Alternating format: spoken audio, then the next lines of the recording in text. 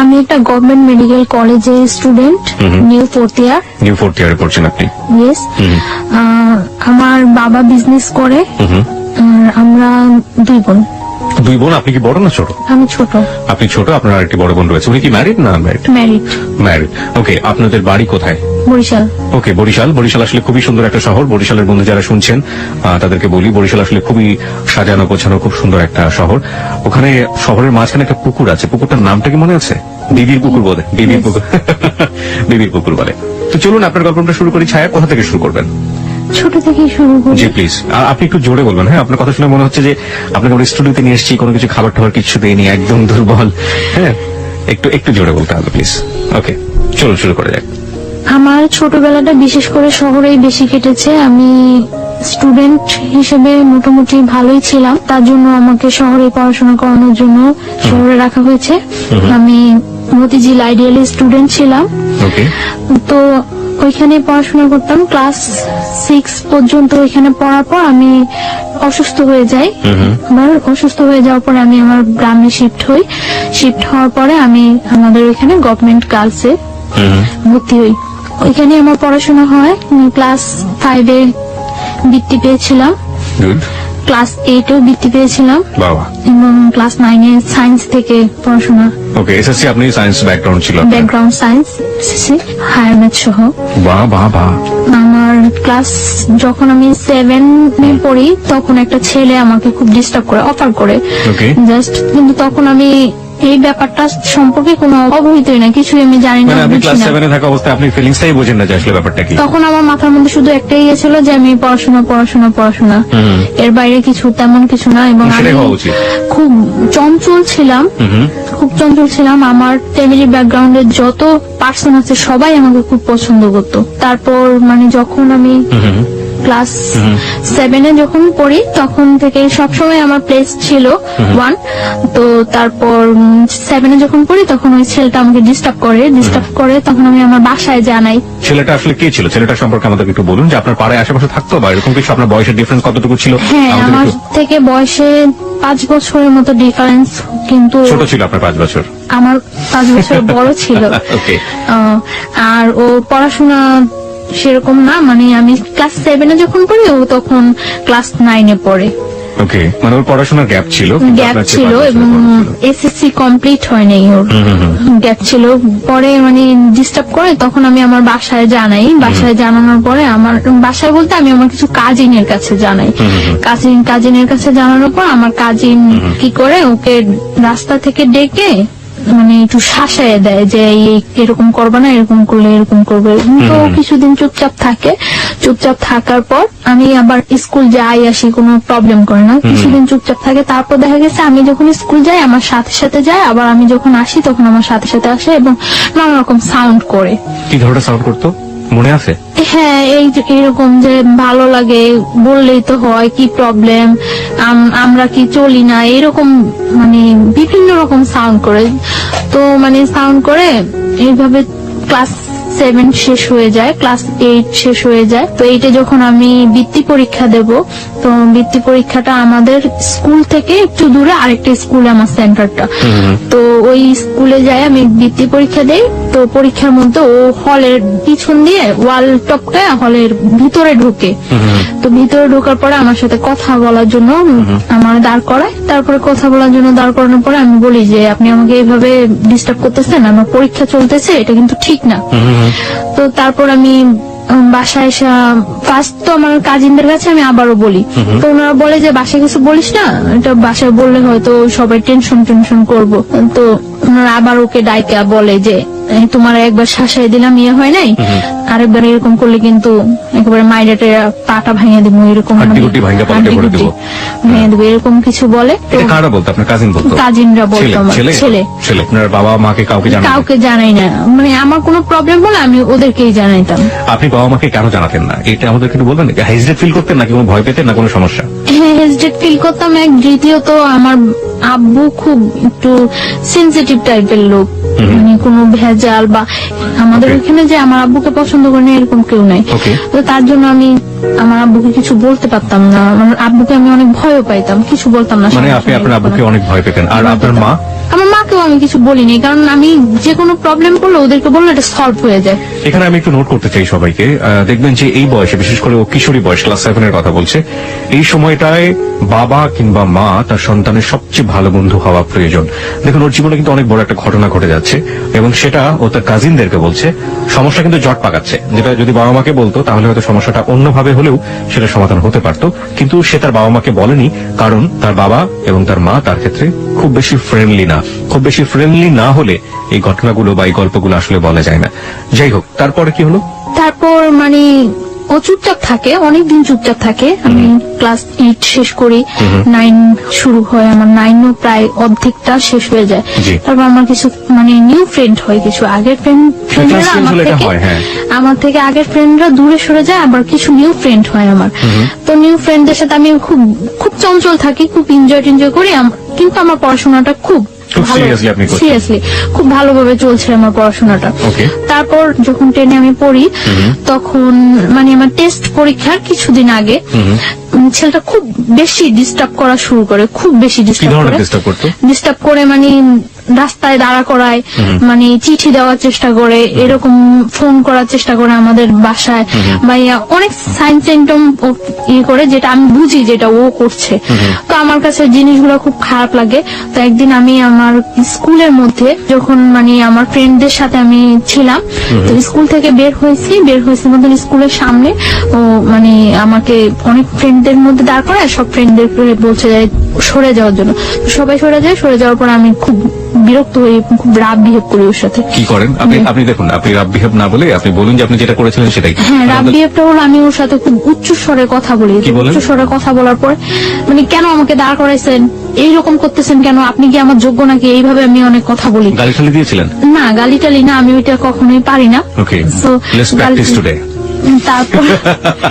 তারপর না, মানে আমি একটু মজা করছিলাম। আমি একটু জানি যে ওই ছেলেটা তখন আপনার সাথে কি করলো? আপনি যখন রাগারাগি করছিলেন, ওকে চুপ করে বসেছিল? না, চুপ করে নাই, ও মানে দাঁড়ায়া অনেক চোখগুলা অনেক লাল লাল লাল থাকতো, ওর চোখ টোক বড় করে অনেক ইয়ে হয়েছে। তো আমি এক পর্যায়ে আমি ছেলেটাকে একটা চড় মারি।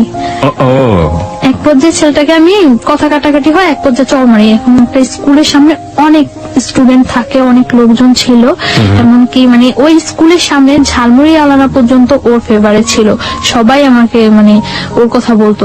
তো চড় মারি, এটা ওর খুব গায়ে লাগে। গায়ে লাগার পরে কিছুদিন পর ও আমার একদিন স্কুলের মধ্যে যায়। আপনার স্কুলের মধ্যে যখন যাচ্ছে সেই ঘটনাটা আমি আসবো, তবে তার আগে আমাকে বলেন তো, এই ঝালমুড়িওয়ালাও তার ফেভারে ছিল, মানে সবাই ফেভারে ছিল, মানে ব্যাপারটা ঠিক বুঝতে। ও কি একই স্কুলে পড়তো আপনার? না, আমি গার্লসে পড়তাম, আচ্ছা। ও বয়েজে পড়তো। আমি যখন ক্লাস 10-এ পড়ি তখনও ও এসএসসি কমপ্লিট করতে পারে নাই। না, আমি জানতে চাচ্ছি যে ফেভারে ছিল মানেটা কি? ও কি খুব পপুলার ছিল ওই মুহূর্তে ক্যাম্পাসে, ওরকম কি? না, পপুলার ছিল না, ও ওইখানে খুব যাতায়াত করতো, ও দেখতে সুন্দর ছিল, মানে যে কোনো কারোর সাথে কথা বললে তাকে খুব ইজি ম্যানেজ করতে পারে। তার ওকে, জন্য ঠিক আছে। তারপরে কি হলো? তারপরে আপনার চড় মারার পরে আপনি বলছিলেন যে চড় মারার পরে কিছুদিন যায়, মানে 4-5 দিন যায়। 4-5 দিন গ্যাপের পরে ও একদিন আমার স্কুলে যায়। তো আমি কলের কাছে ছিলাম, কলের কাছ থেকে আমি ঘুরে আসতে নেওয়ার পরে আমি হঠাৎ ওকে দেখে আমি মানে যেই পথে আসতেছিলাম ওটা ব্যাক করে অন্য পথে আসতে নেই। তো আমার তখন একটু ভয় কাজ করে, মানে আমি দেখতেছি যে ও কয়েকটা ছেলে নিয়ে ঢুকছে, তো ভয় কাজ করে। তারপর আমি ওই ঘুরে আসতে নিলে ও মানে দৌড়ে ঘুরে এসে আমার সামনে দাঁড়ায় আমার হাতে ধরে টান দেওয়ার পর আমি মানে ওইখানে আমি হাত ছাড়েন বলে উঠি। তারপর কিছু মেয়েরা থাকে পিছনে, তারা ওইখানে আসার পর মানে ও আমাকে বলতেছে যে তুমি আমার ওই দিন যে অপমানটা করেছো কাজটা ঠিক করো নাই, আমি তোমার একদিন হইলো আমার বাসায় নিয়ে ছাড়বো, একদিন হইলো আমার ঘরে ভাত দেয় রান্না করার মতো মুখে দেয়। তো আমি বলছি আচ্ছা ঠিক আছে, পারলে কইরেন। এরকম কথা বলার পরে প্রেক্ষিতে মানে ও তখন চলে আসার পরে অনেক দিন যাবত গ্যাপ থাকে। আমার এসএসসি কমপ্লিট হয়ে যায়, ওকে আমি দেখি না। এসএসসি কমপ্লিট হয়ে যায়, আমি তো মনে করছি ও মনে হয় চলে গেছে, কোথাও ইয়ে হয়ে গেছে। এসএসসি কমপ্লিট হয়ে যায়, আমি ঢাকা আসি। আমি আগে আমাদের ওইখানে কলেজেই ভর্তি হই, আর পরে ঢাকা আসি। তখন ওই ইয়ারের সিস্টেম ছিল মানে পয়েন্টেই ভর্তি করানোর জন্য ওই ইয়ার সিস্টেম হয়। তো আমি হোলি ক্রসে ভর্তি হই, ফার্মগেট হোলি ক্রসে ভর্তি হওয়ার পর আমি এখানে একেবারে শিফট হয়ে যাই ফার্মগেট হোস্টেলে। এখানে পড়াশোনা করে মাঝে মাঝে বাড়ি যাওয়া হয়, ঈদে বাড়ি যাওয়া হয়। এমনিতে ততটা বাড়ি যাওয়া হয় না, খুব ইয়ে থাকে আমার উপরে, খুব প্রেশার থাকে পড়াশোনার উপরে যে আমার রেজাল্ট ভালো করতেই হবে। তো আমার চলছে, ভালোই পড়াশোনা চলছে। ইন্টার পরীক্ষা দেওয়ার পরে বাড়ি যাই অনেক দিন থাকি বাড়িতে, ওকে। যতদিন পর্যন্ত রেজাল্ট না হয় বাড়িতে থাকি। রেজাল্ট হওয়ার কিছুদিন আগে আমি ঢাকা আসি মেডিকেলের জন্য কোচিংয়ে এডমিট হই। তো এখানে কোচিং করার পরে মেডিকেল আমি এডমিশন দিই। মেডিকেলে এডমিশন দেওয়ার পরে আমার মেডিকেলে চান্স হয়। Okay. চান্স হওয়ার পরে ওইখানে ভর্তি টর্তি হওয়ার কিছুদিন পরে ক্যাম্পাস বন্ধ হওয়ার পরে আমি বাড়ি যাই। ফার্স্টলি বাড়ি যাওয়ার পরে আমি আমার ওই ফ্রেন্ডের সাথে এমনি কন্ট্যাক্ট হয়। এর মধ্যে একটা ফ্রেন্ড ঢাকায় এডমিট হয়েছে ইডেন কলেজে, তো ওর সাথে ভালো কন্ট্রাক্ট থাকে। তো বাড়ি যাওয়ার পরে সবার সাথে কন্ট্রাক্ট হওয়ার পর আমি আমরা ঠিক করি যে একদিন টিচারের সাথে দেখা করবো। আমরা বাড়িতে যে হায়ার ম্যাথ যে টিচারের কাছে করতাম জি। ওই টিচারের কাছে দেখা করবো। ওই টিচার হলো বরিশাল মদনমোহন কলেজের টিচার। ঠিক আছে। মদনমোহন কলেজের টিচারের সাথে দেখা করব। তো ওই টিচারের কাছে দেখা করার জন্য আমরা যাই, সকালবেলা যাই। আমি ওই দিন আমি চলে আসবো ঢাকা, ওকে। তার জন্য আমি সকালবেলায় যাই যে আমার বিকালে ঢাকা চলে আসতে হবে। বরিশাল থেকে আসার ওয়েটা বিকালে। তো আমি সকালবেলা যাই, যাওয়ার পরে মানে অনেকক্ষণ হয়ে যায়, আমার ফ্রেন্ডরা কেউ আসে না। তারপর আমি ফোন করি সবাই, কি ব্যাপার তোমরা আসো না কেন? বলতেছে আমাদের তো আজকে পিকনিক, তো একটা কাজ করি আমরা সবাই রেডি হয়ে আসি দেখা টাকা করে চলে যাব। তো আমি বলতেছি আচ্ছা ঠিক আছে আসো, আমি কিছুক্ষণ ওয়েট করি। তারপর আসছে ওরা, আসার পরে ওরা বলতেছে আমাদের সাথে চল। আমি বলতেছি না আমার তো আজকেই ঢাকা যেতে হবে, আর তাছাড়া আমি বাসায় বলে আসিনি, আমার আম্মু অনেক রাগ করবে, সবাই অনেক রাগ করবো, আমি বলে আসিনি, এটা কিছুতেই সম্ভব না যাওয়া। পরে বলতেছে আচ্ছা আমরা তো তোর বাসার সামনে দিয়ে যাব, তুই আমাদের সাথে চল, তোকে শিফট করে দিয়ে চলে যাবো আমরা। তো আমি আচ্ছা ওকে ঠিক আছে। তো আমি একটা মাইক্রো, ওরা এই মাইক্রোটাতে করে আসছিল, আমি ওই মাইক্রোতে ওরা উঠে আমি পথ থেকে নেমে যাবো, তো আমি লাস্টে উঠি। ওঠার পরে আমি যখন মানে উঠে আমি নক করি, পরে ঘোরার পরে আমার আর কিছু মনে নেই। আচ্ছা আচ্ছা। এখানে যে কি হয়েছিল আমি কিছুই বলতে পারবো না, জাস্ট আমি একটা স্মাইলের মতো ফিল করছি। তারপর আমি আর কিছু মনে নেই, আমার সেন্স ছিল না। আমার যখন সেন্স আসে তখন সন্ধ্যার দিকে আমি ফিল করতেছি যে তখন সন্ধ্যা জাস্ট আজান হচ্ছে এরকম সময়, এবং তখন আমি দেখতেছি যে আমি মাওয়া ঘাট ওভার করেছি, just Postogola bridge, Dhaka Postogola bridge. কিন্তু আমি তখন মুখে কিছু বলতে পারছি না এবং কোনো কিছু, আমি জাস্ট একবার কি দুইবার চোখ খুলে আবার চোখ অফ হয়ে গেছে। তারপর আমি আর কিছু বলতে পারবো না। তখন আমার সেন্স আসছে রাত্রে, তখন প্রায় 2:30 কি 3টা বাজে মনে হয়, আমি ওইরকম মনে হচ্ছিল আমার কাছে 2:30 কি 3টা বাজে। তখন আমি যে জায়গায় ওই জায়গাটা টাঙ্গাইল, মানে আমি ব্যাক আসার সময় দেখেছি যে ওটা টাঙ্গাইল, ওকে। কিন্তু তখন আমি জানি না ওটা যে টাঙ্গাইল। আমি একটা বাসায় আছি, ওই বাসায় অনেক লোকজন আছে, এবং আমি এর মধ্যে যখন আমি মাওয়াতে পোস্তকলা ব্রিজ, মাওয়া ঘাট যখন শেষ হলো, পোস্তকলা ব্রিজে যখন আমি চোখ খুললাম তখন আমি দেখছি যে আমার পাশে ওই ছেলেটা বসা, সামনে আরেকটা ছেলে বসা, মাইক্রোতে 2টা ছেলে, আর আমি সামনে যে ছেলেটা বসা ওই ছেলেটাকে আমি কখনোই দেখিনি, আর আমার সাথে পরিচিত না ছেলেটা। আপনি কি মাইক্রোতে তখন? তখন আপনি মাইক্রোর ভিতরে? মাইক্রোর ভিতরে। তখন আমি এর মধ্যে যে 2বার চোখ খুললাম তখন আমি দেখতে পেয়েছি যে আমার সামনে ছেলেটা ড্রাইভারের পাশে বসা, যাকে আমি কখনোই দেখিনি এর আগে, আর আমার পাশে ওই ছেলেটা। এবং তারপর তো রাত্রে আমি যেই বাসায় যখন আমার ফ্রেন্ডস আসে তখন আমি ওই বাসায়, এবং আমি দেখি যে আমার চারপাশে অনেক লোকজন, ওই বাসা অনেক মেম্বার, বাট আমি তাদের কাউকে তো কখনোই দেখিনি, চিনিও না। তারপর আমি জিজ্ঞাসা করলাম যে আমি এখানে কেন আসছি এবং কিভাবে। তারপর বললো যে তুমি এখানে কোনো শব্দ করবে না, সাউন্ড করবে না, এখানে যদি কোনো সাউন্ড করো তোমারই কিন্তু প্রবলেম হবে, তো এখানে কোনো সাউন্ড টাউন্ড করবে না, চুপচাপ শুয়ে থাকো। তারপর বললাম যে কেন আমি চুপচাপ শুয়ে থাকবো, আমি এখানে আসলাম কিভাবে, আমি তো এখানে আসা না, আমার তো আজকে ঢাকা যাওয়ার কথা। তারপর বলতেছে তুমি ঢাকায় আসো, প্রবলেম নেই। ওই বাসায় একটা মহিলা বলতেছে আমার, তুমি ঢাকায় আসো, প্রবলেম নেই, চুপচাপ শুয়ে থাকো, আমরা কিন্তু লোক বেশি ভালো না, বেশি সাউন্ড করবা একেবারে জবাই করে দেবো। আমি তারপর চুপচাপ শুয়েছিলাম। সকাল হওয়ার পর আমি দেখলাম যে ওই ছেলেটা আসছে ওই বাসায়, ওই বাসায় ছিল না, আমি ছিলাম ওই বাসায়, আসছে। এবং আসার পরে মানে এতক্ষণ তো আমি সবার সাথে কন্টিনিউ ছিলাম, আসার পরে আমাকে একটা রুমে আলাদা করে মানে বসিয়ে আমার হাত পা বেঁধে দেওয়া হয়েছে। বেঁধে তারপরে ও বলতেছে এবার বুঝছো আমার সাথে খারাপ ব্যবহার করার কি ফল, আমি তো তোমার আগেই বলছিলাম যে আমার সাথে রাত বিহেভ করে কিছু করতে পারবো না, আমার সাথে খারাপ ব্যবহার করার ফল বুঝছো।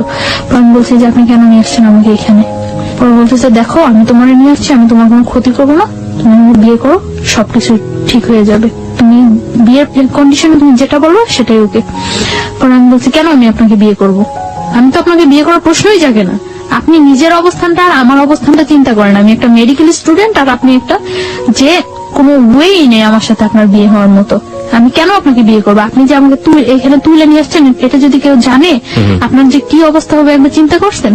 পরে বলতেছে আমি তো তোমাকে তুলে নিয়ে আসছি, এটা তো কেউ জীবনে জানবে না, সবাই তো জানে তুমি আমার সাথে পালায় চলে আসছো।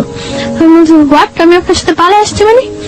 পরে বলতেছে তোমাকে আমি নিয়ে আসছি তখন সকাল 8:30, 9:30 মধ্যে অত্র এলাকার এমন কোন লোক নেই যে জানে যে তুমি আমার সাথে পালায় আসছো। মানে কি? পরে বলতেছে তুমি তো এটাই বুঝলা না আমি যে কি করতে পারি। তোমাকে আমি নিয়ে আসার পরে আমার বন্ধু বান্ধব হয়তো সবাই এলাকায় পাবলিশ করে দিছে যে তুমি আমার সাথে পালায় আসছো, আর তোমার সাথে যে আমার আগের থেকে একটা ইয়ে হইতেছিল এটা তো সবাই জানে।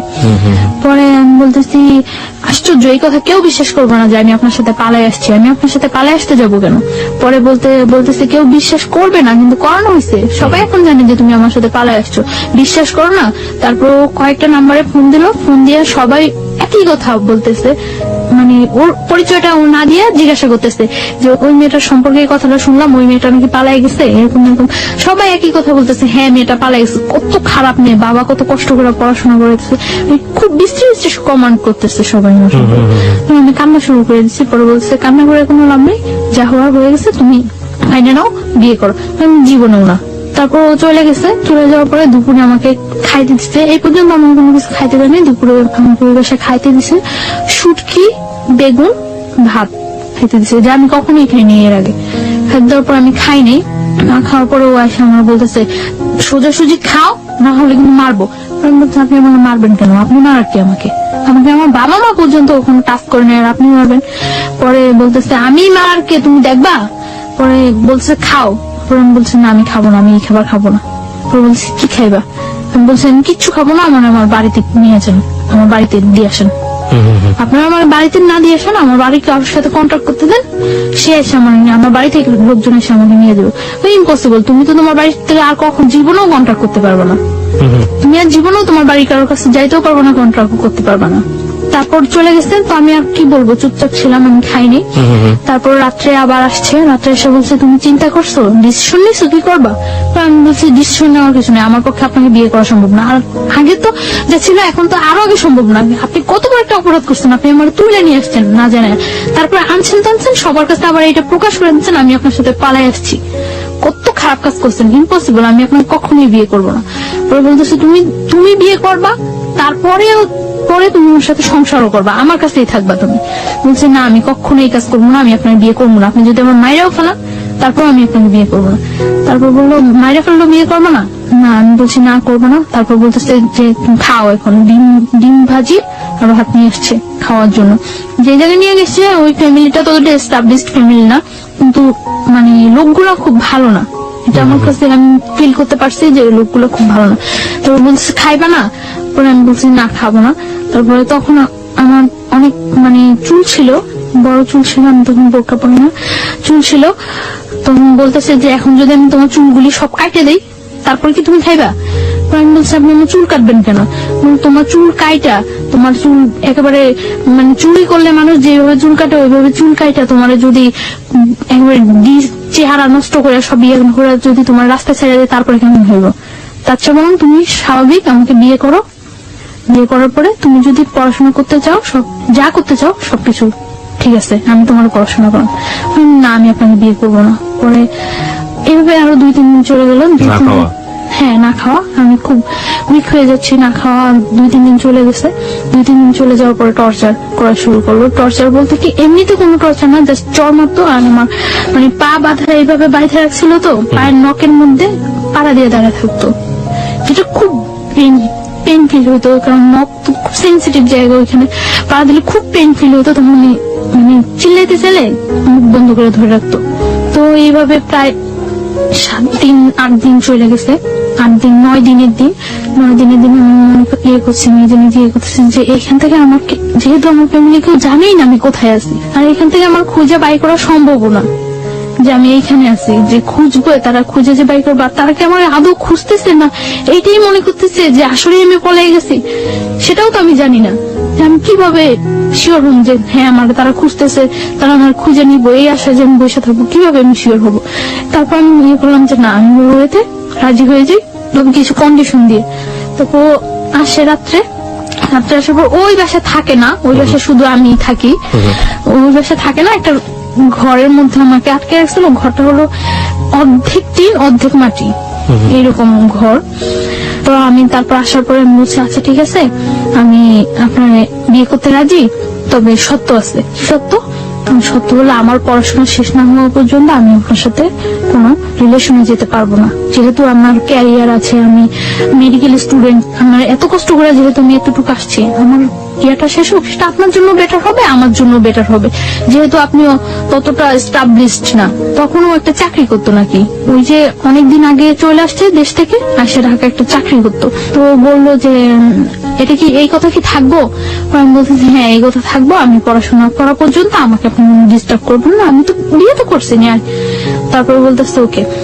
আপনি আপনি আসলে ডিস্টার্ব না করা বা রিলেশন বলতে আসলে কি বোঝালেন? যে ফিজিক্যাল রিলেশনের ফিজিক্যাল বা মেন্টালি বা ওর পরিবারে নিয়ে যাওয়া, সংসার, হ্যাঁ। মানে সবকিছু থেকে যাতে অ্যাভয়েড করতে পারি সবকিছু। আমি ওকে বললাম যে দেখেন, আপনি তো খুব ভালো করে জানেন যে আমি মেডিকেলে পড়াশোনা করি, আমার রেজাল্ট কি বা আমার ক্যারিয়ারটা কেমন হতে পারে। আর আমার ক্যারিয়ার, আমি যদি আপনাকে বিয়ে করি তাহলে তো আপনার ক্যারিয়ার, আমার ক্যারিয়ারের সাথে আপনিও তো জড়াই গেছেন। তাহলে আমার একটা ভালো ক্যারিয়ার হলে সেটা আপনার জন্য ভালো হবে।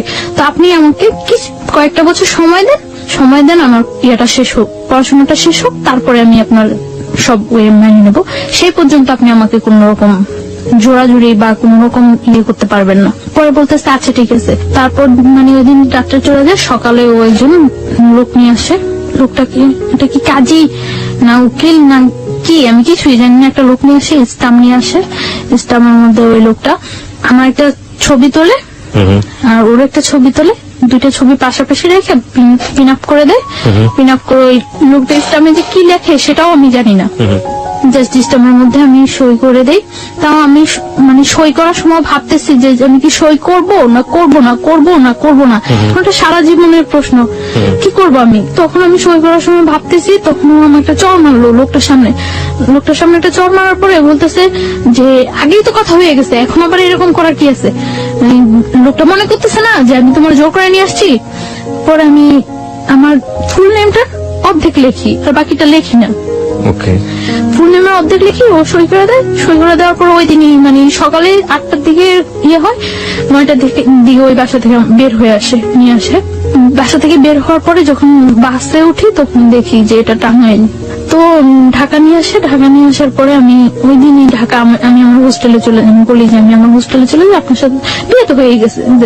আমি হোস্টেলে উঠি। হোস্টেলে ওঠার পরে 2-3 দিন ভালো যায়, কোনো ইয়ে করে না। আমি আমার ফ্যামিলির সাথে যোগাযোগ করার চেষ্টা করি যে কি করব আমি এখন। আমার ফ্যামিলির সাথে যোগাযোগ করার জন্য অনেক চেষ্টা করি, বাট আমার ফ্যামিলির সাথে কোনো কন্ট্যাক্ট করতে পারি না। কেন পারেন না? মানে বাড়ির যে নাম্বারটা, ওই নাম্বারটা অফ থাকে, ওই নাম্বারটা অফ। আর অন্য কোনো নাম্বার আমার কাছে মনে নেই, আমার মানে ইয়ে থাকে না। তারপর আমি অনেক ট্রাই করার পরে আমি আমার মানে দুলাভাইয়ের সাথে, বোনের হাজবেন্ডের সাথে যোগাযোগ করি। যোগাযোগ করার পরে উনি বলতেছে যে আচ্ছা যা হয়েছে তো হয়ে গেছে, কেউ বিলিভ করে না যে তুমি ইয়ে করছো, তোমার নিয়ে গেছে, সবাই এটাই বিলিভ করে। আর দেখো গ্রাম তো, সমাজ তো, সবাই একটাই জিনিস বিশ্বাস করে যে তুমি ইয়ে করছো, চলে গেছো। আর এখন যদি তুমি ফিরে আসো, এটা মানে কেউ মাইনে নিব না, এটা সবাই তোমার বরং ধিক্কার দিব। তো আমি তারপর বুঝে বলি, অনেক বলি, বলার পর আমি ট্রাই করি আমার ফ্যামিলির কাছে ফিরে যাওয়ার জন্য, কিন্তু তারা কেউ আমাকে নেওয়ার ইয়ে করে না। তখন আমার যে দুলাভাই, ওনার সাথে আমার বোনের জাস্ট ইয়ে হয়, এঙ্গেজ হয়, বিয়ে হয় না। তখন বলে যে দেখো এইটার কারণে হয়তো তোমার বোনের অনেকটা ইয়া ফিল করতে হতে পারে। তো উনি এই কথা বলার পর আমি মানে চুপচাপ থাকি। তারপর উনি বলে যে তুমি যেভাবে আসো ওইভাবে থাকো, তোমার যতটা হেল্প প্রয়োজন সব আমি করব, কেউ ইয়ে করবে না। তোমার হেল্পের প্রয়োজন, আমি যতটা ইয়ে করার প্রয়োজন আমি করব, তুমি পড়াশোনা করতে থাকো, আমি ট্রাই করবো তোমাকে যথাসম্ভব বাহিরে পাঠিয়ে দেওয়ার জন্য। কারণ তুমি বাহিরে গেলে গিয়ে তো ওর আয়ত্তার বাইরে চলে যাবে। জানালেন না ব্যাপারটা? হ্যাঁ জানাই, কিন্তু তারা কেউ আমাকে নেওয়ার জন্য আগ্রহ ফিল করে না। আপনি আমাকে একটু বলেন তো, খুলেই বলেন যে আপনি ফার্স্ট কখন বাবা মাকে জানালেন, কি রিয়াক্ট করলো, আমি একটু জানতে চাই। This is a very important part of this story. হ্যাঁ, আমি যখন মানে ঢাকা আসি, হোস্টেলে উঠি, হোস্টেলে ওঠার পরে তখন আমার কাছে কোনো টাকা পয়সা কিছুই থাকে না। তো হোস্টেলে ওঠার 2-3 দিন পরে আমি আমার একটা ফ্রেন্ডের নাম্বার থেকে আমার বাড়িতে ফোন করি। ফোন করার পর বাড়ির নাম্বারটা অফ। এইভাবে আরো 4-5 দিন চলে যায়, আমি কারোর সাথে কন্ট্যাক্ট করতে পারি না। তারপরে আমি হঠাৎ একদিন আমি আমার বই নাড়তেছি, বইয়ের মধ্যে আমার ওই দুলাভাইয়ের নাম্বারটা পাইছি। পাওয়ার পরে আমি আমার দুলাভাইয়ের কাছে ফোন দিছি। দুলাভাইয়ের কাছে ফোন দেওয়ার পরে ভাইয়াকে আমি সব বললাম। আপন দুলাভাই এটা? হ্যাঁ, ওকে। সবকিছু বলার পর আমার ভাইয়া বলল যে কেউ আমাকে এখন নেওয়ার জন্য প্রস্তুত না। তারপর আমি আমার মা বাবার সাথে, মার সাথে কথা বললাম। তারাও কোনো ইয়ে করতেছে না যে তুমি যা হয়েছে তুমি চলে আসো, আমরা তোমার আবার নতুন করে পড়াশোনা করবো, আমাদের কাছে রাখবো, কোনো ইয়ে হবে না। কিন্তু তারা কেউ এরকম কোনো, সবার একটাই ক্ষোভ আমি চলে আসছি। সবাই জানে যে আমি পলায় চলে আসছি, পালায় আসছি, কিভাবে আসলাম, এতটা ইয়ে করলো তারা আমার জন্য। সবাই আমাকে খুব ঘৃণা করে। তখন আমি ফিল করি যে সবাই আমাকে খুব ঘৃণা করে। তখন আমার মধ্যে রাগ হয় যে আমি এতটা তাদেরকে সাপোর্ট দিছি, তারা যেভাবে চাইছে আমি ঠিক ওইভাবে পড়াশোনা করছি, ওইভাবে ইয়ে হয়েছি। এই মানুষগুলো আমাকে এতটা ভালোবাসতো, আর সামান্য কয়টা দিনের ব্যাপারে এই মানুষগুলো আমার এতটা অবিশ্বাস করে। আমার মধ্যেও খুব রাগ হয় তখন যে আমি বারবার ফোন করতেছি, বারবার চেষ্টা করতেছি তাদের কাছে যাওয়ার জন্য, কিন্তু কেউ রেসপন্স করতেছে না। একটা লোক বলতেছে না যে আচ্ছা তুমি আসো, বা আমরা আসতেছি, তুমি নিয়ে যাবো, বা তুমি আমাদের কাছেই থাকবা, আগের মতো যা হয়েছে সব ভুলে যাও। কেউ আমাকে এই সাপোর্টটা দেয় না। সবাই বলে যে এই কাজটা তুমি কিভাবে করলা, এই কাজটা তুমি কিভাবে করলা। কেউ আমার কথা বিশ্বাসই করে না যে আমি এই কাজটা করিনি। এই প্রত্যেকটা মানুষ আমাকে ধিক্কার দেয়, প্রত্যেকটা মানুষ, যে মানুষগুলো আমাকে এত ভালোবাসতো ওই মানুষগুলো প্রত্যেকটা মানুষ ধিক্কার দেয়। তারপর আমি ইয়ে করি যে যা হয়েছে তারা যখন আমার চাই না, আমি আমার নিজের পায়ে যেভাবেই হোক দাঁড়াইতে হইবই, আমি যেভাবেই হোক আমার পড়াশোনাটা চালিয়ে যেতে হবে। এর জন্য যদি আমার ওই ছেলের সাহায্য নিতে হয় আমি তাও নিব। তারপর আমার ভাইয়া বলে যে তোমাকে যতটুকু সাপোর্ট করে আমি করবো, তবে আমি এটা করতে পারবো না যে তোমার আমি নিয়ে আসবো, এটা আমি পারবো না। তোমাকে আমি সাপোর্ট করবো, তুমি পড়াশোনা করতে থাকো, আমি ট্রাই করতে থাকি তোমাকে যেভাবেই হোক বাহিরে পাঠিয়ে দেওয়ার জন্য। বাহিরে পাঠাইলে তোমার ক্যারিয়ারটাও ঠিক হয়ে যাবো, তুমি কয়েক বছর বাইরে, 4-5 বছর বাইরে থাইকে আসলে সবকিছু দেখবে ঠিক হয়ে যাবো। তারপর আমি ভাইয়ার কথা মতো ইয়ে করতে থাকি। তো এটা যেভাবে হোক জানতে পারে যে আমি আমার ফ্যামিলিতে কন্ট্রাক্ট করছি, জানতে পারে। জানার পরে ও হোস্টেলে এখানে নানা রকম প্রবলেম করা শুরু করে। তো হোস্টেলে এখানে নানা রকম প্রবলেম করার পরে হোস্টেল থেকে আমাকে বলে দেয় যে দেখো তুমি ছাড়াও এখানে আরো অনেক মেয়েরা থাকে, সো এইরকম প্রবলেম করলে তো সমস্যা, কি হয়েছে ব্যাপারটা বলো। তো আমি তাদেরকে কিছু বলতে পারি না, কারণ এই ব্যাপারটা কি বলার মতো কোনো ওয়ে আছে যে আমি তাদেরকে বলবো। তারপর আমি ইয়ে করি যে আমি ওরা বলি যে কি চান আপনি যে এইভাবে ডিস্টার্ব করতেছেন, আমি হোস্টেলে প্রবলেম হচ্ছে, আমার পড়াশোনার প্রবলেম হচ্ছে, কি চান। তো ও বলতেছে যে দেখো তুমি আমার বাসায় থাকো, আমার বাসায় থাকতে তো কোনো প্রবলেম নেই, বাসায় থাকো, বাসায় থেকে পড়াশোনা করো, তাহলে আমি তোমার একটা টেক কেয়ারও করতে পারবো। পরে আমি বললাম আচ্ছা ওকে, আমি আপনার বাসায় যাবো। পরে ওর বাসায় নিয়ে যায়। ওদের বাসায় ওর মা, ওর বোন, ও থাকে, 3 জন থাকে। ওদের বাসায় নিয়ে যায়। বাসায় নিয়ে যে ওর বলে যে সবাইরে বলে যে ওর সাথে কখনো কোনো রাত বিয়ে হবে না, কোনো জোর হবে না, ও এখানে থাকবে, পড়াশোনা করবে, ওর মতো থাকবে ও। তো আমি ওই বাসায় থাকি। ওকে আপনাকে পরিচয় করিয়ে দেয় যে ও আমার বউ? হ্যাঁ, ওই ফ্যামিলি সবাই জানে যে ওইভাবে বিয়ে করেছে। কিভাবে বিয়ে করেছে সেটাও কি জানে? জানে না, কারণ না জানলে ওর মানে যখন আমরা টাঙ্গাইল ছিলাম তখন ওর বাড়ি থেকে ওকে সাপোর্ট দিছিল এবং টাকা পয়সার ব্যাপারে হেল্প করছিল। সো না জানলে তো পসিবল না এটা। ওকে একটাই ছেলে ছিল? না। কয় ভাই বোন ছিল? ওর 2 ভাই 1 বোন। ওই বড় ছিল সবার? হ্যাঁ, ওর বড়। ওকে, বাবা কি করতেন ওনার? বিজনেস। ওকে, ঠিক আছে, চলুন। তারপর ওর বাসায় যাওয়ার পর ইন্ট্রোডিউস করে দেয় সবার সাথে এবং সব বলে যে যাতে আমার উপর কোনো প্রেশার ক্রিয়েট না করে। তো ওই বাসায় থাইকে আমি পড়াশোনা করতেছি, ভালো ইয়ে করতেছি, কিন্তু আমার মনের মধ্যে সবসময় একটা ভয় কাজ করতো যে ওর বাসায় আছে, ও তো খারাপ, ও খারাপ না হলে এই কাজটা জীবনে আমার সাথে করতে পারতো না। সো কখন যেন ও কি করে সবসময় আমার মনের মধ্যে একটা ভয় কাজ করতো। এবং আমি খুব দিন দিন খুব অসহায়, সবসময় মনে হতো যে দুনিয়াতে আমার কেউ নেই, আমি খুব অসহায় এরকম ফিল করতাম আমি। কারণ কারো কাছে আমি না প্রকাশ করতে পারতাম না, কারোর কাছ থেকে কোনো সাহায্য নিতে পারতাম। তো আমার ভাইয়ার কাছে, আমি কলেজে যাই, ভাইয়ার কাছে ফোন দিতাম। ফোন দেওয়ার পরে ভাইয়া বলতো যে যেহেতু ও তোমার উপর কোনো প্রেশার করছে না, তুমি থাকো, আমি যতদিন পর্যন্ত তোমার বাহিরেও যাও ও এগুলো করতে পারতেছি ততদিন পর্যন্ত তুমি থাকতে হবে এখানে। তো তারপর আমি কলেজে যাই, পড়াশোনা করি, কোনো ইয়ে করি না। তো আমি সকাল 7টার দিকে কলেজে চলে যেতাম। কলেজ শেষ করার পর আমি একটা স্যারের সাহায্য নিয়ে আমি একটা হসপিটালে কলেজ শেষ করার পর প্র্যাকটিস করি, ওই স্যারের কাছে হসপিটালে প্র্যাকটিস করি ধানমন্ডিতে। ওকে, ধানমন্ডিতে একটা হসপিটাল প্র্যাকটিস করি। তো তারপর এই প্র্যাকটিস করে আমি বাসায় ফিরতাম রাত্র 10টা 11টা, যতটা সময় ওদের থেকে বাইরে থাকা যায় বাসায় ফিরতাম। তো যাইও আমি দেখা যেত বাসায় যাইও আমি ঘুমাইতাম না, খুব ভয় থাকতো আমার মনের মধ্যে যে কি হয় একটা সবসময় একটা ভয় কাজ করতো। এবং আমার পড়াশোনা ইয়ে হইতেছে, আমার পরীক্ষা হয়, পরীক্ষার পর আমার রেজাল্ট খারাপ হয়, রেজাল্ট খারাপ হওয়ার পর আমি ফিল করতে পারতেছি যে এই ব্যাপারটা আমার পড়াশোনায় খুব ইয়ে হয়ে যায়। তখন মেডিকেল আপনি কোন ইয়ার স্টুডেন্ট? ফার্স্ট ইয়ার দিচ্ছেন আপনি, মানে ফার্স্ট ইয়ার ফাইনাল দিচ্ছেন? ফার্স্ট ইয়ার ফাইনাল দিচ্ছি। তো তারপর আমি ইয়ে করি যে এইভাবে তো চলতে পারে না, এইভাবে কিভাবে আমার যেভাবেই হোক ওদের সাথে আমার মানায় যাইতেই হবে, যেভাবেই হোক এইভাবে আমার পড়াশোনার ক্ষতি হইতেছে। তো রেজাল্ট খারাপ হয়, তারপর আমি আবার ভালো করে পড়াশোনা করা শুরু করি। আমি সারাদিন বাইরে থাকলেও সারা রাত জেগে পড়াশোনা করি, তা আমার শরীর খুব ইয়ে হয়ে যাইতেছে। ওই ছেলেটা কি করে?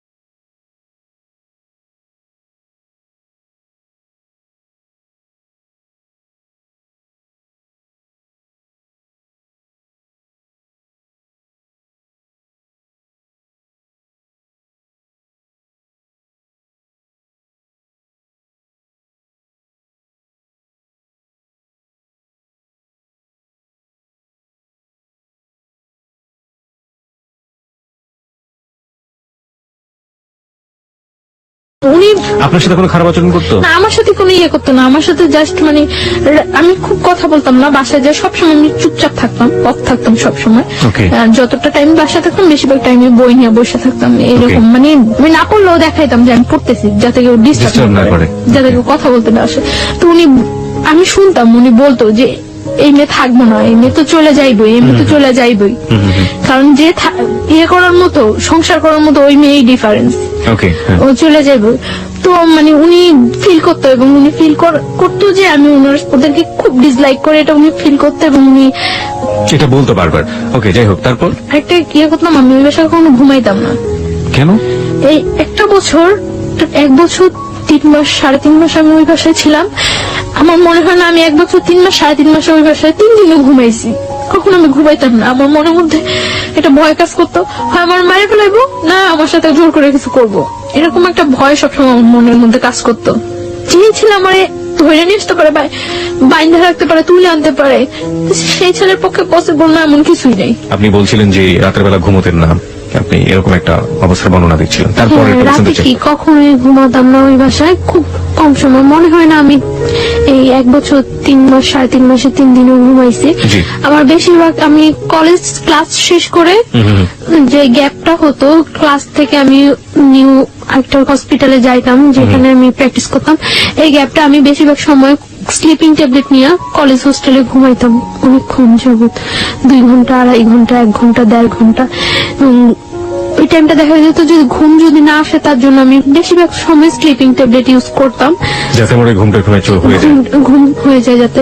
অনেক সময় দেখা যেত স্লিপিং ট্যাবলেট খাওয়ার পরে মানে এই 2 ঘন্টা 2.5 ঘন্টা 1-1.5 ঘন্টা ঘুমে কিছু হয় না, খুব ঘুম পাইতো পরে, কিন্তু তারপর করার কিছু ছিল না, আমার ফিরতে হবে, আমার ওইখানে যেতে হবে, তার জন্য আমি পারতাম না স্লিপিং ট্যাবলেট খাওয়ার পর ঝিমাইতে হয়তো যাইতাম আমি, তারপর আমি বাসায় ঘুমানোর চেষ্টা করতাম না কখনো।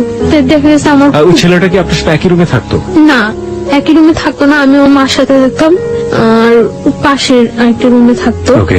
দেখা যেত যে অকারণে ওই রুমে খুব কম ঢুকতো না ততটা এই রুমে।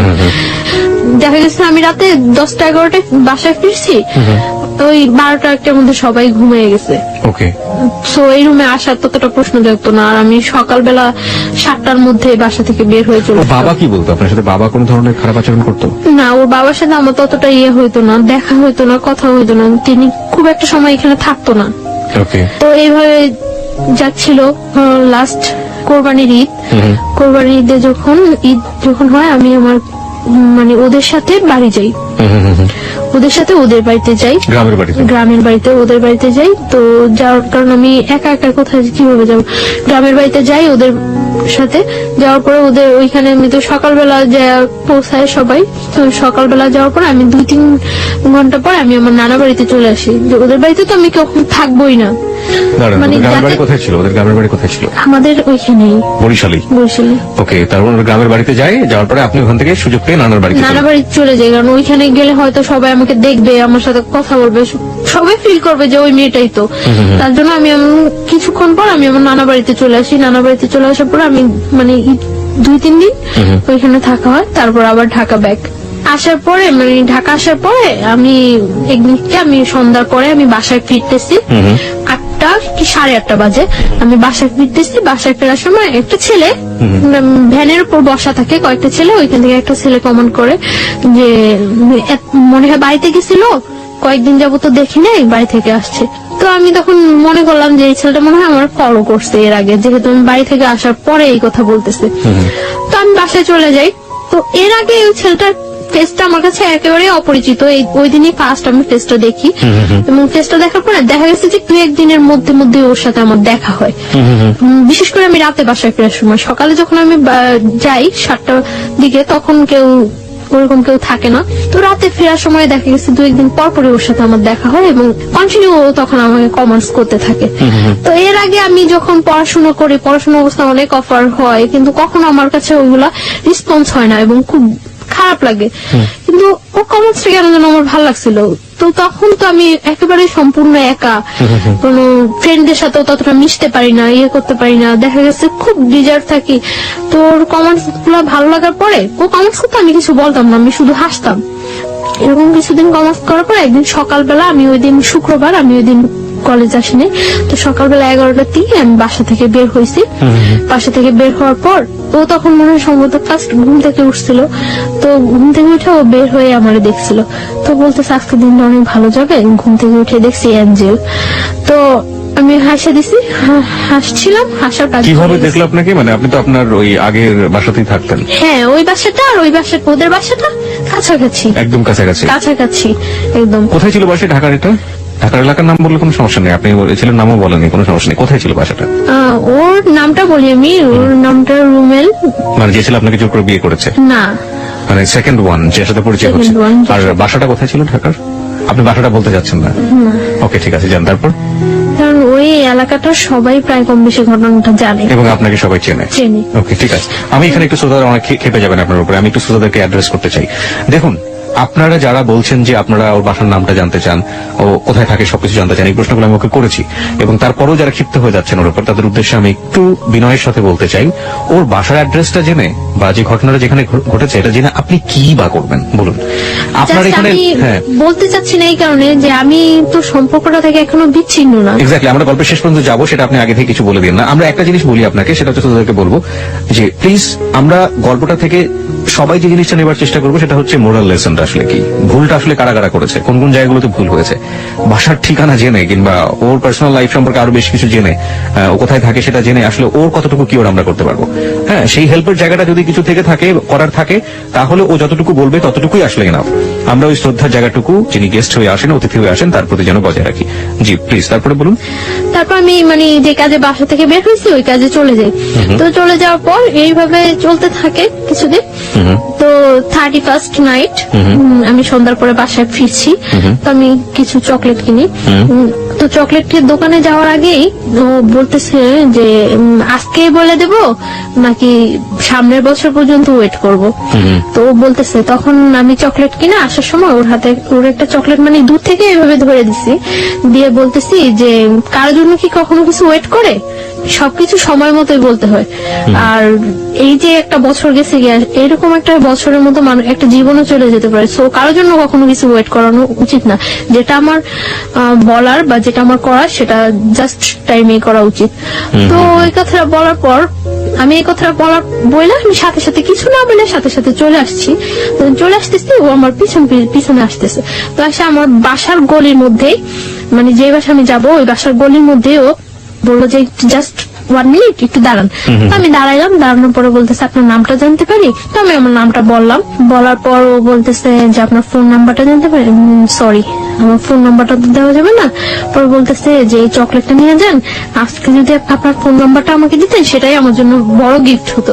তো আমি বললাম যে আমি চকলেটটা নিয়ে যে আপনি ব্যাগ দিয়ে নিয়ে যেতে পারি, বাট আমি আমার ফোন নাম্বারটা দিতে পারবো না। তো বলতেছে দিবেন না? আমি বলতেছি না, ফোন নাম্বারটা দেবো না। পরে বলতেছে চকলেটটা দিয়ে দিবেন? পরে বলতেছে না, চকলেটটা নিয়ে চলে গেছে। চলে যাওয়ার পর তো 1st জানুয়ারি ওর সাথে আমার দেখা হয়নি। তো 2nd 3rd জানুয়ারিতে ওর সাথে আবার আমার সাথে দেখা হয়েছে। দেখা হওয়ার পরে দেখা গেছে ও আমি যেই টাইমটা বাসা ফিরি ঠিক ওই টাইমটা স্পেসিফিক ধরে রাখে এবং ওই টাইমটা আমার সাথে কথা বলে। প্রত্যেকদিন যাওয়ার সময় কথা বলে, ও বলে আমিও বলি। মানে ও যেটা বলে আমি ওটা রিপিট অ্যান্সার করি।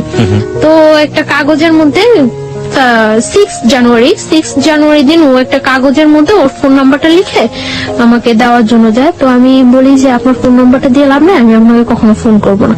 তো বলে যে তাহলে আপনার ফোন নাম্বারটা প্লিজ দেন। তো আমি নাম্বারটা দেই। দেওয়ার পর আমি বাসায় ঢুকতে না ঢুকতে ফোন করার পর বলতেছে যে আমি ওর নাম জিজ্ঞাসা করি। নাম জিজ্ঞাসা করে ওর নাম বলে। নাম বলার পরে ও আমারে বলতেছে আপনি কি নার্স? বলতেছি না, সরি আমি নার্স না। মানে আমার অ্যাপ্রনটা দেখে পরে বলতেছে নার্স না, তাহলে কি আপনি? পরে আমি বলতেছি যে আমি পড়াশোনা করি মেডিকেলে। বলতেছে কোন মেডিকেলে পড়ি? তো আমি বলতেছি যে আমি ওই মেডিকেলে পড়ি। তো আমি ওরা জিজ্ঞাসা করতেছি যে আপনি কি করেন? বলতেছে যে আমি পড়াশোনা করি। আমি কোথায় পড়ি? বুয়েটে পড়ি। তো আমি বুয়েটে পড়ে কথা বলি। ও কথাগুলো খুব মানে ইনোসেন্ট লাগতো। মনে হতো যে খুব মারপ্যাচ নেই, খুব ইজি কথা বলে। তো আমি কথা বলছি। 1st দিন কথা বলার পর 2nd দিন আমাকে অফার করলো আপনি আমার সাথে বিয়েতে যাবেন। তো আমি বললাম যে আচ্ছা যাবো। এখন এরকম শীতকাল, জানুয়ারি তো শীতকাল। তো বলতেছে যে আচ্ছা ঠিক আছে, আমি যাওয়ার সময় আপনাকে ফোন দিলে আপনি বের হইন। তো আমি মনে করছি যে মনে এমনিতেই ফান করতেছে। তো কিছুক্ষণ পর আবার ফোন দিয়ে বলতেছে না আপনাকে তো নিয়ে যাওয়া যাবে না, নিয়ে গেলে অনেক ছেলেরা ওইখানে থাকবো, জিজ্ঞাসা করবো এটা কে। তখন আমি কি বলবো? তখন আমি হাসি যে নিজেই বললো আবার নিজেই কথা বলতেছে। আপনি ইয়েস বলেছিলেন কোন সাহসে? কারণ আপনি তো এমন একটা বাসায় থাকেন যেখান থেকে না আমি যাবো না সেটা আমি শিওর ছিলাম যে আমি যাবো না। আমি বুঝছিলাম কারণ ওর কথাগুলো বললাম না খুব ইনোসেন্ট, সাহসের খুব অভাব ছিল ওর মধ্যে, সাহসের খুব অভাব।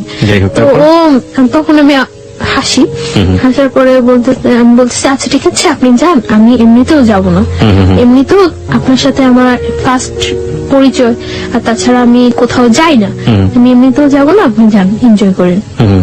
পরে ও বিয়েতে গেল, বিয়ে থেকে আসলো, আসে আবার রাত্রে আমাকে ফোন করলো। ফোন করার পর আমি ওর সাথে 1 মিনিট 2 মিনিট কথা বলি। তো এইভাবে 3-4 দিন কথা বলার পর জাস্ট রাত্রে যখন 12টা 12:15 1টা বাজে তখন ও আমার সাথে কথা বলে 2 মিনিট 1 মিনিট 3 মিনিট এরকম কথা বলে এবং খুব একটা অস্থির একটা ভাব প্রকাশ করে। মানে আমার মনের মধ্যে খুব কনফিউশন হয়, এরকম অস্থির কেন? তো এবং কি যেন বলে মোমবাতি মোম। তো আমি করি যে ও কি কোনো নেশা টেশা করে রাত্রে? ওকে। একটা নেশাগ্রস্ত মানুষের কথা যখন তার ফিল হয় যে সে নেশা করা উচিত বা করবে, তখন একটা মানুষের বিহেভিয়ার দেখলেই বোঝা যায়। তো ওর এরকম অস্থির অস্থির ভাবটা আমার কাছে খুব ইয়ে লাগে। তখন আমি কিউরিসিটি জাগে যে কি করে ও, কেন ও আমার সাথে 2-1 মিনিট কথা বলে রাখা দেয় বা এমন অস্থির অস্থির কেন। তো আমি এটা ওই টাইম দিয়ে আমি ওরে বিশেষ করে ফোন দিই তখন রাত্রে যে কেন কি করে ও আমি এটা জানার চেষ্টা করি। তো এইভাবে কয়েকদিন চলে যায়। কয়েকদিন পরে ও একদিন, ওর বাইক আছে, ও একদিন আমার কলেজ থেকে আনতে যায়, সেটা আমার না বলেই যায়, যায় ফোন করে যে আমি আসছি, আপনি আমার সাথে যাবেন। পরে আমি আচ্ছা ঠিক আছে দাঁড়ান। তো আমি বের হয়ে আসি, আসার পরে নিয়ে আসে বলতে কি মানে আমার বাসায় ইজি নিয়ে যেতে পারতো, অনেকটা ঘুরায়। তো ও বলে যে আপনি জাস্ট আমাকে একটু সাপোর্ট করে বসেন, যাতে আপনি পড়ে টরে না যান, আমার ভয় লাগতেছে যদি আপনি পড়ে যান। আমি বলি কোনো প্রবলেম নেই। ও মহাখালীর দিকে নিয়ে যায়। তো মহাখালী ফ্লাইওভারে অনেক রাফ ড্রাইভ করে, জাস্ট এরকম একেবারে কাত হয়ে যায় এরকম ধরার জন্য আপনাকে, মানে এরকম রাফ ড্রাইভ করতেছে। এমনিতেও ও সবসময় রাফ ড্রাইভ করে, একটু সুযোগ পাইলেই, রাস্তা একটু ফাঁকা পাইলেই এরকম করে। তো ফ্লাইওভারের উপরে একেবারে কাত হয়ে গেছে। তখন আমার কাছে একটু ভয় লাগছিল। তখন আমি এরকম কাঁধের উপর হাতটা রাখি। হাতটা রাখার পর মানে এরকম করে অনেকটা ঘুরায়, মিরপুরের দিকে নিয়ে যায়, নিয়ে অনেকটা ঘুরে টুরে বাসার একটু দূরে বাসা থেকে নামায় দেয়। তো আমি বাসায় যাই, তারপরে এরকম কথা বলতে থাকে। তো ওই আমাকে বলে যে আপনি আমার ফ্রেন্ড হবেন। তো আমি বলছি আচ্ছা ঠিক আছে ফ্রেন্ড হবো। তখন কিন্তু আমি জানি না যে ও পড়াশোনা করে না বা কিছু। তখন আমি বলি যে আপনার ক্যাম্পাসটা তো কাছেই, আপনি কেন কলেজে যান না? তো বলে এই সমস্যা ওই সমস্যা, মারামারি করছে, এটা হয়েছে ওইটা হয়েছে, কিন্তু ও বলে না যে ও পড়াশোনা করে না বা করেই নেই, ওইটাও বলে না। তো তারপর ও এইভাবে চলতে থাকে। কিছুদিন যায়, ও বলে যে আপনি আমার ফ্রেন্ড হন। তো আচ্ছা ফ্রেন্ডশিপ করলাম ওর সাথে। ফ্রেন্ডশিপ করার পরে মানে কয়েকদিন যায় ভালোই। তো বলতেছে যে ফ্রেন্ড থেকে তারপরে চিন্তা পরে করবো, আগে ফ্রেন্ড। আপনার বাসায় বুঝতে পারতাম না এগুলো, যে আপনি যেখানে আছেন যেভাবে আছেন, আপনার তো যিনি আপনাকে জোর করে বিয়ে করেছেন তারও তো বোঝার ব্যাপার ছিল, সেও বুঝতে পারতো না? কেউ বুঝতে পারতো না। আমি সবসময় মানে আউটসাইডে বাইরে গিয়ে ওর সাথে বেশি কথা বলবো, আর রাতে 2-1 মিনিট কথা বলতাম। তো একদিন ধানমন্ডি লেকে নিয়ে যায় আমাকে কলেজ থেকে, মানে কথা বলতে থাকে। তো কথার মধ্যে আমি হঠাৎ দেখি ও সিগারেট খাচ্ছে। তো তখন আমি ইয়ে করি যে ও স্মোক করে। তো আমি ওর কথার মধ্যে জিজ্ঞাসা করি যে আপনি কি কোনো নেশা করেন, ড্রাগস নেন বা অ্যাডিক্টেড আপনি? পরে বলতেছে যে হ্যাঁ। পরে আমি বলতেছি যে কেন? পরে বলতেছে যে আমার লাইফে একটা কষ্ট আছে, তার জন্য। তো আমি বলছি কি কষ্ট? তো বলে যে একটা মেয়ের সাথে আমার অ্যাফেয়ার ছিল, তো মেয়েটা আমার ছাড়ে চলে গেছে, তারপর থেকে আমি ইয়ে করি। তারপর মানে এই কথা বলে।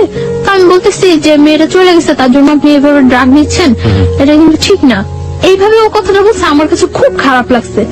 তারপর আমি ওর সাথে ভালো ফ্রেন্ডশিপ করি, প্রায় প্রত্যেক দিনই কথা বলি। সকালে যাওয়ার সময় কথা বলি, বিকালে আসার সময় কথা বলি। তো ও দেখা গেছে মানে আমার বাসার সামনে দিয়ে যাওয়ার সময় মানে যেতে হলে আমার বাসার সামনে দিয়ে যেতে হয়, আর আমার আসতে হলে ওর বাসার সামনে দিয়ে আসতে হয়। মানে যাচ্ছে আমাকে দেখা যাচ্ছে, আসছে আমাকে দেখে আসছে, এভাবে চলতে থাকি কিছুদিন। তারপরে কিছুদিন চলার পরে একদিন আমি মানে আমার মার সাথে কথা বলি। আমি মার সাথে কথা বলার পর আমার মন খুব খারাপ থাকে। তখন মার্চের 7 তারিখ, 8 তারিখ থেকে আমার পরীক্ষা, 3rd সেমিস্টার। তো আমি ইয়ে করি, মার সাথে কথা বলার পরে মানে আমার মন খুব খারাপ থাকে। খারাপ থাকার পর আমি ওর ফোন করি, আমার সাথে মুভি দেখবেন? পরে বলতেছে হ্যাঁ দেখবো। পরে আমি বলতেছি আচ্ছা ঠিক আছে। তখন বাজে 12:30 দুপুর। হ্যাঁ দুপুর, আমরা 3টার দিকে মুভি দেখবো। করি। পরে ও অনেক ফ্রেন্ডদের ফোন দেয় ওর যে কোন হলে মুভি দেখা যায়, মুভি দেখার মতো কোন ভালো পরিবেশ আছে। তখন মানে স্টার সিনেপ্লেক্সে। তো সিটিতে নিয়ে আসে আমাকে, বাসা থেকে বের হই 2টার দিকে। তো আস্তে আস্তে আসার পরে লাল টিপ মুভিটাই হয়। আসার পরে টিকিট পাই না, আমরা টিকিট পাই না। তো আমি ওই দিন অনেক জেদ করি যে আমি আজকে মুভি দেখবই। আমার কাছে খুব খারাপ লাগতে থাকে, মানে ও কোনো ফ্যাক্ট না, আমি যে ওর সাথে ঘুরতেছি বা মুভি দেখতেছি এটা কোনো ফ্যাক্ট না। আমার মনের মধ্যে ওই ইয়াটাই থাকে যে আমার মার সাথে আমি কথা বলছি, ওই ব্যাপারটাই আমার মনের মধ্যে সবসময় কাজ করতে থাকে। টিকিট পাই না, টিকিট না পাওয়ার পরে 7টা শো টিকিট ইয়ে করে, আচ্ছা প্রবলেম নেই 7টাই দেখবো। টিকিট কেনার পরে এখন এখানে গিয়ে এতক্ষণ ওয়েট করবো। তো আমাকে বাইরে নিয়ে যায় বাইক দিয়ে, একেবারে টিএসসি ভার্সিটি টার্সিটি হয়ে একেবারে ওইদিকে জগন্নাথ কলেজ টলেজ ওইদিকে ইয়ে হয়ে ঘুরায়। ঘোরানোর পরে গোলা কিনে গোলা কিনে, আমি তো গোলা খাই। গোলা খাওয়ার পরে ও শহীদ মিনারের ওইখানে বসে, ও বাইকের উপরে বসে, আমি শহীদ মিনারের যে ইয়েটা আছে, সিঁড়িতে। প্রাচীরটা আছে Okay. সাইডে একেবারে ওইখানে বসে। স্যান্ডেল খুলে বসছিলেন না স্যান্ডেল না মানে পা ঝুলে, পা ওই পাশে ঝুলে। শহীদ মিনার সম্পর্কে আপনারা মাঝে মাঝে এই ধরনের পত্রপত্রিকা আমরা ইনফরমেশন গুলো পাই, যারা ওখানে বসেন, কাপল বসেন আর নর্মাল মানুষ বসেন, যাই বসেন না কেন, শুধুমাত্র 21শে ফেব্রুয়ারির দিন ছাড়া আর এই ফেব্রুয়ারি মাস ছাড়া বাকি দিনগুলো আসলে আমাদের শ্রদ্ধা থাকে না, আমরা স্যান্ডেল সহ উঠে যাই, যাচ্ছে তাই একটা পরিবেশ থাকে। কর্তৃপক্ষ যারা আছেন তারা তার দৃষ্টি রাখেনি না, কর্তৃপক্ষের কথা বাদই দিলাম, আমাদের অন্তরের জায়গা হচ্ছে ওটা, সেই অন্তরকে যেন আমরা শ্রদ্ধা করি, এমন কোনো অ্যাক্টিভিটিস ওখানে না করি। যাই হোক, হ্যাঁ, তারপর আপনি যেটা বলছিলেন। তারপর বসার পরে কথা বলি, অনেকক্ষণ কথা বলার পর আমরা আবার ব্যাক করি। ছবি টবি দেখেছিলেন হ্যাঁ, একসাথে? হ্যাঁ, মুভি দেখছিলাম, আমি মুভি দেখতেছিলাম, খুব মনোযোগ দিয়ে কি movie ধরনের কথা দেখতেছিলাম। বলতো ওই সময় আপনাদের মধ্যে? জাস্ট এই কথা ওই কথা, ওইটা করছে ওইটা করছে এটা করছে এরকম। তো ও কখনো আমার সম্পর্কে জানতে চায়নি, আমার ফ্যামিলি ব্যাকগ্রাউন্ড বা কখনো জানতে চায় না। আর আমি আমার ফ্যামিলি ব্যাকগ্রাউন্ড ওর কাছে সব সত্যই বলছি, ফ্যামিলি বলেছেন, বাট আপনার যে এই যে বিয়েটা হয়েছে বা শুধু এটাই এই বলি, পার্টটা আপনি বলেন। এই পার্টটা বলিনি। তো আমি এখানে কোথায় থাকি সেটা ও কখনো আমার কাছে জানতে চায় না। আমরা মুভি দেখি, আমি মুভিটা খুব মনোযোগ দিয়ে দেখি এবং ভালো লাগে আমার কাছে মুভিটা। আর ও মুভি দেখে না, ও এখানে বসে আমাকে দেখে। তা আমি বের হয়ে ওরে বলতেছি যে মুভি কেমন লাগলো, বলছে আমি কি মুভি দেখছি নাকি? আমি বলছি, তো কি দেখছেন? আমি তখন দেখছি যে আপনি কিভাবে মুভি দেখেন। ওকে ওকে, তারপর তারপর মানে বাসায় চলে যাই। বাসায় চলে যাওয়ার পর মানে আমরা বাহিরে খাইটা বাসায় চলে যাই। চলে যাওয়ার পর রাত্রে আমাকে 1টার দিকে ফোন দেয়, আমি পড়তে থাকি, তখন ফোন দিয়ে ও আমাকে মানে একসাথে মনে হয় যে আমরা শীট দেখে মুখস্থ করে পড়া বলি না টিচারদের কাছে, একসাথে ওরকম মনে হয় যেন কোনো শীট মুখস্থ করে একসাথে ও আমাকে বলে যে আমি তোমাকে পছন্দ করি, এরকম এরকম এরকম সব একসাথে একদম এক চান্সে মুখস্থ করলে দেয়। এক চান্সে মুখস্থ। তো আমি আশ্চর্য হয়ে যাই যে এটা ছোটবেলা আমরা পড়বো করে আর পিছনের বাড়ি থেকে মা চিল্লাতো, এই পড়িস না কেন, ওরকম ছোটবেলার কথা মনে পড়ে গেল আপনার কথা। হ্যাঁ একসাথে বলতো, কি আশ্চর্য, এটা কি কোনো বলার ওয়ে? তো আমি চুপ করে থাকি, পরে বলতেছে তুমি আমার পরে জানাও। তুমি বলছো তখন? হ্যাঁ তুমি আমার পরে জানাও। তা আমি কিছু বলি না, চুপ করে থাকি, একটা দিই ফোন। তারপরে আমাকে যখন ফোন দেয়, ফোন দিয়ে বলে যে আমি আপনি করে বলি, তুমি বলতেছে যে আপনি করে বলো কেন, তুমি করে বলো, পসিবল না। বলতেছে যে তুমি করে বলো, তুমি এভাবে কয়েকদিন যাওয়ার পর আমি ওকে তুমি করে বলা স্টার্ট করি। ও দেখা গেছে তুমি আপনি মিশ্রণ হয়ে যায়, মিশ্রিত ভাষায় কথা বলতেছি। তো ও হাসতো, মিশ্রিত ভাষায় এভাবে কয়েকদিন যায়। যাওয়ার পরে মানে ওর সাথে এক পর্যায়ে কি রিলেশন হয়ে যায়, অ্যাফেয়ার হয়ে যায় আমার সাথে। ওর কথাগুলো আমার খুব ভালো লাগে, যখন কথা বলে আমার খুব ভালো লাগে, আমি অবাক হয়ে তাকিয়ে থাকি যে ও কথা বলে, কিন্তু খুব স্বাভাবিক ভাষায়, সাবলীল শুদ্ধ ভাষায় কথা বলে তা কিন্তু না, নর্মাল কথা বলতেছে, কিন্তু আমার কাছে খুব ইনোসেন্ট লাগে। ওকে, তার জন্য আমি ওর কথায় খুব ইয়ে হয়ে যাই। কিন্তু ও যে মানে ফলস বলতেছে, মিথ্যা বলতেছে, আমি ফিল করি না, মিথ্যা বলতেছে এটা, আমি অনেক কিছু আমি ফিল করতে পারি, যে মিথ্যা বলছে আপনি ফিল করতে পারছেন, কিন্তু আমার কাছে তারপরও ভালো লাগে এই কথাগুলো। কারণ ওই সময়টা আমার কেউ ছিল না, আমার পাশে একটা লোক যে আমি তার সাথে ইয়ে করবো, এনজয় বলতে আমার লাইফটাই খুব ইয়ে ছিল। যতক্ষণ ওর সাথে থাকতাম বা কথা বলতাম আমার কাছে খুব ভালো লাগতো। সমুদ্রের মধ্যে মানুষ যখন পড়ে এবং সে যদি সাঁতার না জানে, হাতের কাছে যাই পাবে সেটাকে সে অবলম্বন করবে, সেটা খড়কুটোই হোক আর যাই হোক। গল্পটা শোনার পর আসলে তাই মনে হচ্ছে।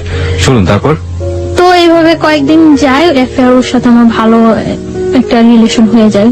ও আমাকে মানে শিফট করে নিয়ে যায়, দিয়ে যায়, ওর সাথে যে কোনো ব্যাপারে আমি ওর সাথে শেয়ার করি, যে কোনো, শুধু একটা ব্যাপারে আমি বলি না যে আমার আগে একটা বিয়ে হয়েছিল, আমি অনেক ট্রাই করি বলার জন্য যে আমার এটা বলা উচিত, কিন্তু আমার বললে মানে বলতে গেলেই ভয় হয় যে এটা বললে সম্ভবত ও আমার সাথে রিলেশন রাখবে না। কিন্তু ও কথার মধ্যে অনেক সময় প্রকাশ পাইতো যে ও বলতো যে তোমার যদি 20টাও বিয়ে হয় তাতেও কোনো প্রবলেম নেই, তারপর আমি তোমাকে বিয়ে করবো। আচ্ছা, তার মানে আপনি বলে দিয়েছেন যে আপনি তাকে লাভ করেন? হ্যাঁ, দুজনের মধ্যে ওয়ার্ড দিয়ে হয়ে গেছে। হ্যাঁ, ওকে। তো ওর সাথে আমার রিলেশনটা ভালো চলতে থাকে। তো আমি যেখানে থাকি ওইখানে কেউই জানে না যে আমি ওই ছেলেটার ওয়াইফ, কেউ জানতো না। মানে কি বাড়ির লোকজন ছাড়া আশেপাশে কেউ? বাড়ির লোকজনও জানতো না, কারণ আমরা একটা ফ্ল্যাট বাসায় থাকতাম, কেউ জানতো না যে আমি ওই ছেলেটার ওয়াইফ। ওর ফ্যামিলি ছাড়া আশেপাশে কেউ জানতো না, কারোর কাছে আমি তো বলতামই না, ওরও বলার প্রয়োজন হয় নাই, কারোর কাছে বলতো না। তো আর আমি তো সবসময় আমার মতোই চলতাম। ওই এলাকার অনেকেই জানে যে ওই ছেলেটার সাথে আমার সাথে রিলেশন হয়, রুমেলের সাথে আমার সাথে রিলেশন, এটা ওই এলাকার অনেকেই জানে। আপনার তথাকথিত হাজবেন্ড যদি বলি যে জোর করে যে করলো, ও জানতো না? সব জানলে তো ওরও জানার কথা। ও পরে জানতে পারে। ওকে, যাই আমরা সিরিয়ালে যাই। তারপর কিছুদিন যাওয়ার পরে মানে ওদের বাসার সবাই, আমি যে বাসা থাকি ওই বাসার সবাই বেড়াইতে যায়, আমি যাই না। কোথায় বেড়াতে যায়? গাজীপুর। মানে ওরা ফ্যামিলি মিলে একটা কোথাও বেড়াতে যায়, আপনি যান না? ওকে, আমি যাই না, আপনি থেকে যান। আমি থেকে যাই। এর মধ্যে ও আবার বাইক অ্যাক্সিডেন্ট করে। বাইক অ্যাক্সিডেন্ট করার পরে ওর একটা ফ্রেন্ডের বাসায় কাছেই, ওর ফ্রেন্ডেরা সবাই জানতো, সবাই আমাকে চিনতো। তো কাছে ওর ফ্রেন্ডের বাসা, ওর ফ্রেন্ডের বাসায় ও কেউ থাকে না, সবাই বাড়িতে গেছে সবাই। তো ওর ফ্রেন্ডের বাসা প্রত্যেকদিন যায় আমি ওরে দেখে আসতাম। তো এর মধ্যে 26 মার্চ যেদিন বিকালে আমি আমার একটা ফ্রেন্ডের বাসায় গেছি। তো ওর কাছে এটা খুব খারাপ লাগছে যে আমি অ্যাক্সিডেন্ট করছি আর ও মনে হয় ঘুরতেছে। তো আমার ফোন দিয়ে বলতেছে ভালোই তো ঘুরতেছো। আমি বললাম ঘুরতেছি, আমি জাস্ট কিছু শীত বই টই নিয়ে ওর বাসায় গেছিলাম। তো আমি চলে আসি, চলে আসার পর আমি বলতেছি যে কোথায়, এখন তো তোমার সাথে দেখা করবো না। আমি কেন, আমি এখন এত কষ্ট করে চলে আসছি, এখন দেখা করবো না মানে? পরে বলতেছে আচ্ছা ঠিক আছে তুমি বাসায় যাও, আমি তোমার ফোন দিচ্ছি। তো আমি বাসায় গেছি, তারপর ফোন দিচ্ছি সন্ধ্যার পর। তো সন্ধ্যার পর ওই ফ্রেন্ডের বাসায় গেছি, যাই কিছুক্ষণ গল্প টল্প করার পর আবার আমি বাসায় চলে আসছি। তো প্রত্যেক দিনই আমি রাতে যাওয়ার সময় ওর ওই ফ্রেন্ডের বাসায় যা ওরে দেখে যেতাম। ও অ্যাক্সিডেন্ট করছে, ওর পায়ে ব্যান্ডেজ ট্যান্ডেজ করা ছিল, শরীরে বিভিন্ন ইয়েতে ব্যান্ডেজ করা ছিল, ছুলে টুলে গেছে। তো আমি ওই দিন প্রত্যেক দিনই ওরে দেখে যেতাম। এর মধ্যে ওরা যেদিন গাজীপুর গেছে ওই দিন তো আমি বলছি যে আমার বাসায় কেউ নেই। পরে বলতেছে যে আচ্ছা তুমি আসবা, এই বাসায় আসবা? পরে আমি বলছি আচ্ছা আসবো। তো ওই বাসায় গেছি, তো রাত্র হয়ে গেছে, প্রায় 11টা বেজে গেছে। তো বলতেছে এখন তুমি বাসায় যাবা? তো 11টা বেজে গেছে, বলতেছে তুমি বাসায় যাবা? আচ্ছা ঠিক আছে তুমি নিচে যাও, আমি তোমাকে দিয়ে আসবো। পরে দিয়ে আসছে। আমার পরীক্ষা শেষ হয়ে গেছে এপ্রিলের 16 তারিখ। ওই দিন প্রচুর বৃষ্টি হচ্ছে। তো সন্ধ্যার সময় আমার বলতেছে যে এখন যদি আমি সুস্থ থাকতাম তাহলে তোমার নিয়ে ভিজতাম বাইরে। তো আমি বলতেছি আচ্ছা ঠিক আছে, তো এখন কি প্রবলেম, ভিজো। পরেও আমার বলতেছে যে একা একা ভিজতে ভালো লাগে না, তুমি আসবা? তো আমি বলতেছি আচ্ছা আসবো। কোথায় আসবো? ওদের বাসার সামনে ওর আরেকটা ফ্রেন্ডের বাসা, তুমি ওই বলি সামনে আসো, তোমার নিয়ে আসবো আমরা। পরে আমি গেছি, যাওয়ার পরে ও নিয়ে গেছে ওই ফ্রেন্ডের বাসা। কনস্ট্রাকশনের কাজ চলছে, 5 তলা পর্যন্ত কাজ চলছে এখন। তো 5 তলা ছাদে নিয়ে গেছি। ছাদে নেওয়ার পর অনেক বৃষ্টি হয়েছে, তো আমি ভিজছি, অনেকক্ষণ ভিজছি। ভিজার পর খুব ভালো লাগছিল, অনেকদিন পর মনে হয় একেবারে একটা রিল্যাক্স, খুব খুব এনজয় করছি আমি। ভিজার পর ঠান্ডা লাগতেছিল। 5 তলাটা যে হচ্ছে ওই রুম গুলোর ভিতরে ঢুকে গেছে। তো ভিতরে ঢুকে গেছি মতন নিচ থেকে একটা তাওয়াল আনানোর ব্যবস্থা করছে, যে ভিজে গেছে ঠান্ডা লাগতেছে। তো একটা তাওয়াল আনছিল মতন মুছে গেছে, ওইখানে দাঁড়াইছিলাম। এর মধ্যে কারেন্টটা চলে যায়। কারেন্টটা চলে যাওয়ার পর ওর ফ্রেন্ডরা ওই পাশে থাকে, সামনে থাকে, দেখতেছে যে কেউ আসছে কিনা। আর আমরা এই পাশে দাঁড়ায় কথা বলতেছি। তো আমি কারেন্টটা চলে যাওয়ার পর আমার ভয় লাগে যে আল্লাহ আমি এখানে আসলাম, এতগুলা ছেলে না কি চিনি না জানি না, হয়তো কয়েকদিনের মাত্র পরিচয়, কয়েকদিনের রিলেশন, এর চেয়ে কত ডিপ রিলেশন থাকলেও মানুষের জীবনে কত অঘটন ঘটে যায়। কেন আসলাম আমি এখানে? আমি যতটুকু না ভয় পাচ্ছি তার চেয়ে বেশি ভয়ও পাচ্ছে। ও আমাকে প্রচুর ভয় পেতো, এটা আমার কাছে সবচেয়ে ভালো লাগতো, খুব ভয় পেতো আমার। ওকে, মেয়েরাকে আসলে এটা লাইক করে কিনা? মানে ছেলেরা তাদের দেখে ভয় পাবে, ইনফ্যাক্ট কাছের মানুষ তাদের দেখে ভয় পাবে, হয়তো লাইক করে। না, আমি পরে ওকে জিজ্ঞাসা করতাম, করছিলাম যে তুমি ভয় পেতে কেন? আমি তোমার ভয় পেতাম না, জাস্ট সম্মান করতাম যে আমি যদি তোমার সাথে ভুলেও কোনো ফল্ট করে থাকি তাহলে যদি তুমি চলে যাও, এর জন্য আমি তুমি ভয় পেয়ে থাকতাম। তারপরে কি হলো ওই সময়টা? ওটা বলেন, ওটা নিয়ে লোকজন খুব বেশি আগ্রহ পোষণ করছে যে ওই সময় কি হচ্ছে, সো রোমান্টিক সিচুয়েশন। তো মানে তাওয়াল নিয়ে আসে, তো তাওয়াল নিয়ে আসে মুছার পর আমি দাঁড়াই, আমি ফোনে গান ছাড়ি, ফোনে কোন গানটা ছাড়েন? এমনি গান, মানে অডিও ছেড়ে দেয়, অডিও ছাড়ার পরে গান চলে। আমি দাঁড়ায় আছি, দাঁড়ায় কাঁপতেছি। ও আমার পাশেই এসে বসে, একটা বেঞ্চ থাকে, বেঞ্চের উপর বসে ওর ফোনটা টিপতেছে। মানে আমিও না মনে হয় যে ওকে জীবনে দেখে নেই, চিনি না, ও আমার মনে হয় জীবনে দেখে নেই, চিনি না, এরকম একটা সিচুয়েশন। দুজনই লজ্জা পাচ্ছেন প্রচন্ড। আমি ভয় পাচ্ছি, ওর আমি তো চেহারার দিকে তাকিয়ে গেছি না যে ও কি পাইতেছে, ভয় পাইতেছে না হাসতেছে না কাঁপতেছে, আমি এটা দেখতে গেছি না। আমি ভয় পাইতেছি আর খুব প্রকাশ করতেছি যে ওর দিকে আমার কোনো মনে নেই। আমি ফোনে গান ছেড়ে ফোন টিপাটিপি করতেছি আর বলতেছি আল্লাহ কতক্ষণ বৃষ্টিটা থামবো, আমি বাসায় যাবো, কতক্ষণ থামবো। আর বলতেছে একটা ছাতা আনো না, আমি বাসায় যাই, একটা ছাতা আনো না। ও বলতেছে এখন আমি ছাতা আনতে হয়ে যাবো, আর এত বৃষ্টির মধ্যে তুমি বের হইলেও সমস্যা, কেউ দেখলে, তার চেয়ে বরং বৃষ্টিটা কমুক তারপরে যাও। তো সন্ধ্যার পর আর কি বিজলি চমকাইতেছে বাইরে, অনেক বিদ্যুৎ চমকাইতেছে, ভয় লাগতেছে। কিছুক্ষণ দাঁড়ানোর পর বৃষ্টিটা আস্তে কমে গেছে। বৃষ্টিটা কমে যাওয়ার পর আমি বলতেছি যে আমি চলে যেতেছি। মানে আমি যখন যাচ্ছি তখন আমার হাতে টাচ করছে, এই ফার্স্ট হাতে টাচ করছে। মানে আমার হাতটা ধরে টান দিয়ে বলতেছে আমি জাস্ট তোমার কাছ থেকে ঠিক এতটুকুই চাই, এর বেশি কিছু চাই না। তারপর আমি চলে আসছি বাসায়। চলে আসা 2-3 দিন পরে আরেকদিন সন্ধ্যার পর বের হয়েছি, আমাকে একটা বাসায় নিয়ে গেছে, তাও আরেকটা বাসার ছাদে নিয়ে গেছে। ওকে, ফ্রেন্ডদের অনেক ফ্রেন্ড ছিল, সাংবাদিক ছিল, সবাই ওকে খুব ভয় পেত, সবাই ওরা খুব ভয় পেত, শুধু আমি ছাড়া সবাই অনেক ভয় পেত। ও বলতো যে তুমি ছাড়া সবাই আমার অনেক ভয় পায়। তো একটু সন্ত্রাসী টাইপের ছিল। তো একটা ফ্রেন্ডের বাসায় নিয়ে গেছে, ছাদে নিয়ে গেছে। তো ওই দিনও ছাদে বসে অনেকক্ষণ কথা বলছে। ওই দিন ওয়েদার খুব ভালো, কথা বলছে অনেকক্ষণ। কথা বলার পর আমি বাসায় চলে আসতেছি। তো আমার আসার একটু আগে মানে গলির মধ্যে আসার পরে ফার্স্ট আমি চলে আসতেছি, তখন আমার হাত ধরে বলতেছে যাও গিয়া। আমি বলছি হ্যাঁ জায়গা। তো তারপর ও মানে আমার হাতটা ধরে টাই না কাছে নিয়ে ফার্স্ট ও আমার কিস করলো, এই ফার্স্ট। এর মধ্যে ওর সাথে আমার কোনো মানে টাচ বা এ ধরনের কোনো কিছু হয়নি। হ্যাঁ, ফার্স্ট কিস করলো, আমিও খুব অবাক হয়ে গেছি যে কি করলো কাজটা। মানে খারাপ লাগছিল। আমি বাসা আসার পর ওর সাথে আর কথা বলতেছি না, 2 দিন যাবো তোর সাথে কথা বললে। তো পরে সরি বললো, সরি বলার পর আবার আমরা কথা বলতেছি। ও এর মধ্যে কার কাছে যেন শুনছিল যে আমার আগে একটা বিয়ে হয়েছে। তো আমার এই কথা জিজ্ঞাসা করানোর পরে আমি বলছি না হয়নি। প্রথমে আপনি অস্বীকার করেছেন? হ্যাঁ, না হয়নি, এরকম কিছু হয়নি। আর আমি ওই বিয়েটা তো মানিই না। আমি কি বলবো যে হ্যাঁ হয়েছে, মানিই না এক কথা। আমি চাইছিলাম যে ওর কাছে সবকিছু ক্লিয়ারলি বলার জন্য, বাট আমি ওরকম কোনো ইয়ে পাইতেছি না যে বললে ও থাকবো না থাকবো। এটা মানে ওকে নিয়ে আপনার মনের মধ্যে একটা ইয়েও হয়ে গেছে যে ও চলে গেলে আপনার জন্য সাস্টেইন করাটা খুব কঠিন হয়ে যাবে। আর একই সাথে আপনি খুব তোলাচলের মধ্যেও আছেন যে বলবেন কি বলবেন না। তারপর আমরা বলতেছি আচ্ছা ঠিক আছে, তাহলে তুমি আমার সাথে বাইরে যাবা? আচ্ছা যাবো। তখন ও যেটা বলে আমি ওইটাই রাজি, ও যেটা বলে আমি ওইটাই রাজি। বলছি আচ্ছা ঠিক আছে যাবো। তো কোথায়? আচ্ছা কক্সবাজার। আমি বলছি আচ্ছা ঠিক আছে যাবো, আগে বিয়ে করতে হবে। আপনি বললেন ওকে যে আগে বিয়ে করতে হবে? হ্যাঁ, বিয়ে না বলে আমি তোমার সাথে কক্সবাজার যাবো কেন? আশ্চর্য, তুমি কে? আর তোমার সাথে আমার যতটাই রিলেশন হোক, এত দূরে যাওয়া তোমার সাথে কখনো পসিবল না। তখন আমি জানতে পারি যে ও পড়াশোনা করে না। কিভাবে জানলেন? ও নিজে থেকেই মানে ওর বিয়েতে মুহূর্তে সবকিছু বলে দিয়েছে? না, ওর বিহেভে আস্তে আস্তে ফিল হয়েছে যে ও পড়াশোনা করে না। তারপর ও স্বীকারও করছে যে ও পড়াশোনা করে, নিজে থেকেই বলছে। কোন ক্লাস পর্যন্ত পড়েছে নাকি একেবারেই পড়েনি? 9 পর্যন্ত নাকি পড়ছে। তারপর এই কথা হয় যে বিয়ের পর কক্সবাজার যাব। আচ্ছা ঠিক আছে। তো ও রাজি হয়, আমিও রাজি হই। তারপর আমরা একটা মসজিদে কিছু ফ্রেন্ড সময় একটা মসজিদে হুজুরের মাধ্যমে বিয়ে করি। এবং আপনি তখনও জানলেন না যে আপনি বিবাহিত? না, তখন আমি জানিনি আমি বিবাহিত। তো তখন ও শুনে একটু শুনে। তো ওর বাসা থেকে আমার বাসাটা ডিফারেন্স ছিল। আমি যে মাঝখানে 2টা বাসা।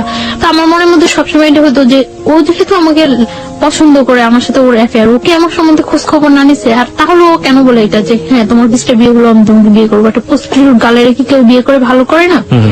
তো ও সবসময় এই কথাগুলি বলতো।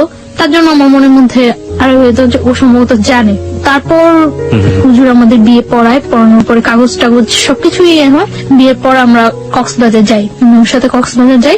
ও তখন আমাকে বিলিভ করে না, জাস্ট ইয়ে করে ঠিক আছে। ওর মনের মধ্যে একটা ইয়ে থাকে যে ওর অনেক শত্রু থাকে, ইয়ে থাকে যে আমি ওর কোনো ক্ষতি করার জন্য কেউ আমাকে সেট করলো নাকি। আচ্ছা আমাকে একটু বলেন তো, আপনি যে এত বড় একটা রিস্ক নিলেন, আপনার আগের যে হাজবেন্ড ছিল, হাজবেন্ড আসলে আপনার দিক থেকে না হলো তো যে কাগজে কলমে হয়ে গিয়েছে আপনার সাথে, হাজবেন্ড জোর করেই করেছে, তো সেও তো ব্যাপারটা জানে না তখনও? না, জানি না। তো আপনার কি মনে হয়নি কখনো যে আপনি যে রিস্কটা নিচ্ছেন, যে ঝুঁকিটা নিচ্ছেন, এটা এক ধরনের আপনাকে ডিজাস্টার করে দেবে বা একটা বড় ধরনের সমস্যায় ফেলবে? আমার তখন ওর ছাড়া আমার মাথার মধ্যে কিছুই ছিল না। আর ও যেটা বলতো আমি ওটাই হ্যাঁ, ও যেটা বলতো না করতো ওইটা না। এবং আমার সবসময় ইয়ে ছিল যে যাই হোক আমার ওকে প্রয়োজন আমার। এবং যেটা হয়েছে যে আপনার আশঙ্কা হয়েছে যদি আমি বলি আমি বিবাহিত, যদি ওকে হারাই, এবং সে কারণে আপনি গোপন করে গেছেন, তাই? গোপন করে গেছি। ওকে, যান। তারপর আমরা কক্সবাজার যাওয়ার জন্য বাসে উঠি। বাসে উঠার পর আমার ফোনটা নিয়ে অফ করে দেয়, কারণ ওর মনের মধ্যে একটা শঙ্কা থাকে যে কেউ আমাকে আবার ওর কাছে পাঠাইলো নাকি, সেট করলো নাকি, কারণ ও বিভিন্ন সাইডে ও অ্যাডজাস্ট। ওকে, তার জন্য মানে আমি ওগুলো কিছুই জানতাম না যে ও আচ্ছা বিভিন্ন সাইডে অ্যাডজাস্ট। সুতরাং ওর মনে আশঙ্কা হয়েছে যে কোনোভাবে গোয়েন্দাগিরি করুক বা কোনো ধরনের ক্ষতি করার জন্য ওকে ইনভলভ করে দিল কিনা, হ্যাঁ এই ধরনের। তার জন্য ও তখন মানে কাবিন করে ইয়ে করে নি, রেজিস্টার করে ইয়ে করে বিয়েটা করেনি, শুধুমাত্র মসজিদে গিয়ে বিয়েটা করেছে। হুজুর দিয়ে ইয়ে করে বিয়ে করছে যে ও কক্সবাজার যাওয়ার পর শিওর হবে ওকে, যে ও কোনো ক্ষতি করবেন না আপনি। হ্যাঁ। আমরা বাসে যাই, যাওয়ার পরে তো তারপর হোটেলে উঠি, দিন আমরা বিকালে সি বিচে ঘুরি, সি বিচে ঘুরে আসার পরে রাত্রে ওর সাথে আমার কথা হয়। তখন তো আমরা হাজবেন্ড ওয়াইফ জি। শরীয়ত মতে হাজবেন্ড ওয়াইফ। তো ফার্স্ট রাত্রে কথা অনেকক্ষণ কথাটাতে হওয়ার পর তারপর খুব জার্নি করে যাই তো প্রায় মানে যেখানে আমরা কক্সবাজার পৌঁছানোর কথা সকালে, ওইখানে আমাদের প্রায় 3:30 4টা বেজে যায় কক্সবাজার পৌঁছাতে। এবং যাওয়াটা খুব জার্নি হয়ে যায়, এবং যে পথের মধ্যে বাস নষ্ট হয় অনেক, তার জন্য মানে তোকে সময় লেগে যায় অনেক। হ্যাঁ খুব ক্লান্ত লাগে, তো আমরা শুয়ে পড়ি।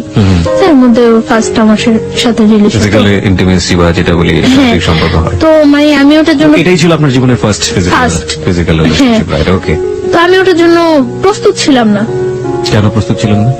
এবং আমার মনের মধ্যে এরকম কিছু ছিল না। কিন্তু আপনি একজনকে বিয়ে করেছেন, আপনি তারপর মনের মধ্যে থাকবে না, ব্যাপারটা কেমন হয়ে গেল না? না, আমি এইভাবে চাচ্ছিলাম না। কিভাবে যাচ্ছিলেন? আমি জাস্ট ওর সাথে কোনো সম্পর্ক ছাড়া আমার একটা মেয়ে ওর এত দূরে যাওয়া ঠিক না, তার জন্য আমি ওরা বলছি যে হ্যাঁ বিয়ে করে তারপরে যাব। বাট এইভাবে আমার কোনো ইয়ে ছিল না। আমার কাছে ব্যাপারটা অনেক খারাপ লাগছে, অনেক ভয় পেয়েছি আমি। ভয় পাওয়ার পরে আমি আচ্ছা, ভয় আপনি ওয়াশরুম প্রসঙ্গে আমরা আসছি। ভয় আপনি কেন পেতেন? মানে ভয় কি আপনি পুরো সিচুয়েশনটাকে পেয়েছেন নাকি ফিজিক্যাল ব্যাপারটাকে পেয়েছেন? কারণ আপনি ডাক্তারি পড়াশোনা করছেন, so you know better. Physical রিলেশনটা চেয়ে আমি সিচুয়েশনটা বেশি ভয় ভয় পেয়েছি। পেয়েছি, এক্স্যাক্টলি। সিচুয়েশনটা আমি বেশি ভয় পেয়েছি। তো আমি ওয়াশরুমে যাই অনেকক্ষণ কান্না করি, ওয়াশরুমে যাই যে কি করলাম, কি হলো, ঠিক করলাম না ভুল করলাম। আমার মনের মধ্যে সবসময় একটা কনফিউশন থাকতো যে আমি কাজটাকে ঠিক করছি না ভুল করছি। তো ও বুঝতে পারে যে আমি ওয়াশরুমের মধ্যে কান্না করতেছি। তো আমি অনেকক্ষণ পর যখন দরজা নক করার পর আমি ওয়াশরুমের দরজা খুলি, তো ও আমার টাওয়াল দেয়। তারপর আমি ফ্রেশ হয়ে ভিতরে এসে দেখতেছি যে ও হাত কেটে অনেক ব্লাড ইয়ে করছে। তো আমার কাছে আবার অনেক খারাপ লাগে যে ও হাতটা কাটলো আমার জন্য। আমি এই সিনটা তো না করলেও পারতাম না। আমি বুঝতেছিলাম না যে আমি কি করছি, কি করা উচিত, বা আমি ভুল করতেছি না ঠিক করতেছি। শুধু আমার এর মধ্যে আমি একটা জিনিস ফিল করি যে আমি কোনো কিছু না করলে হয়তো বা ও আমরা ছেড়ে চলে যাবো। ওকে, আর ভয় পাইছি, এতটা দূরে গেছি, কখনো যাই নাই ওইখানে, কাউকে চিনি না, তার জন্য অনেকটা ভয় পাইছি। তো তারপর খাবার নিয়ে আসার পর ও নিজে আমার খাওয়াই দেয়, খাওয়াটাও দেওয়ার পর মানে আমার ইয়ে করে যে সরি তুমি যে এরকম কান্নাকাটি করবো আমি বুঝি নেই, এটা কর। তারপর ইজি হয়ে যায়।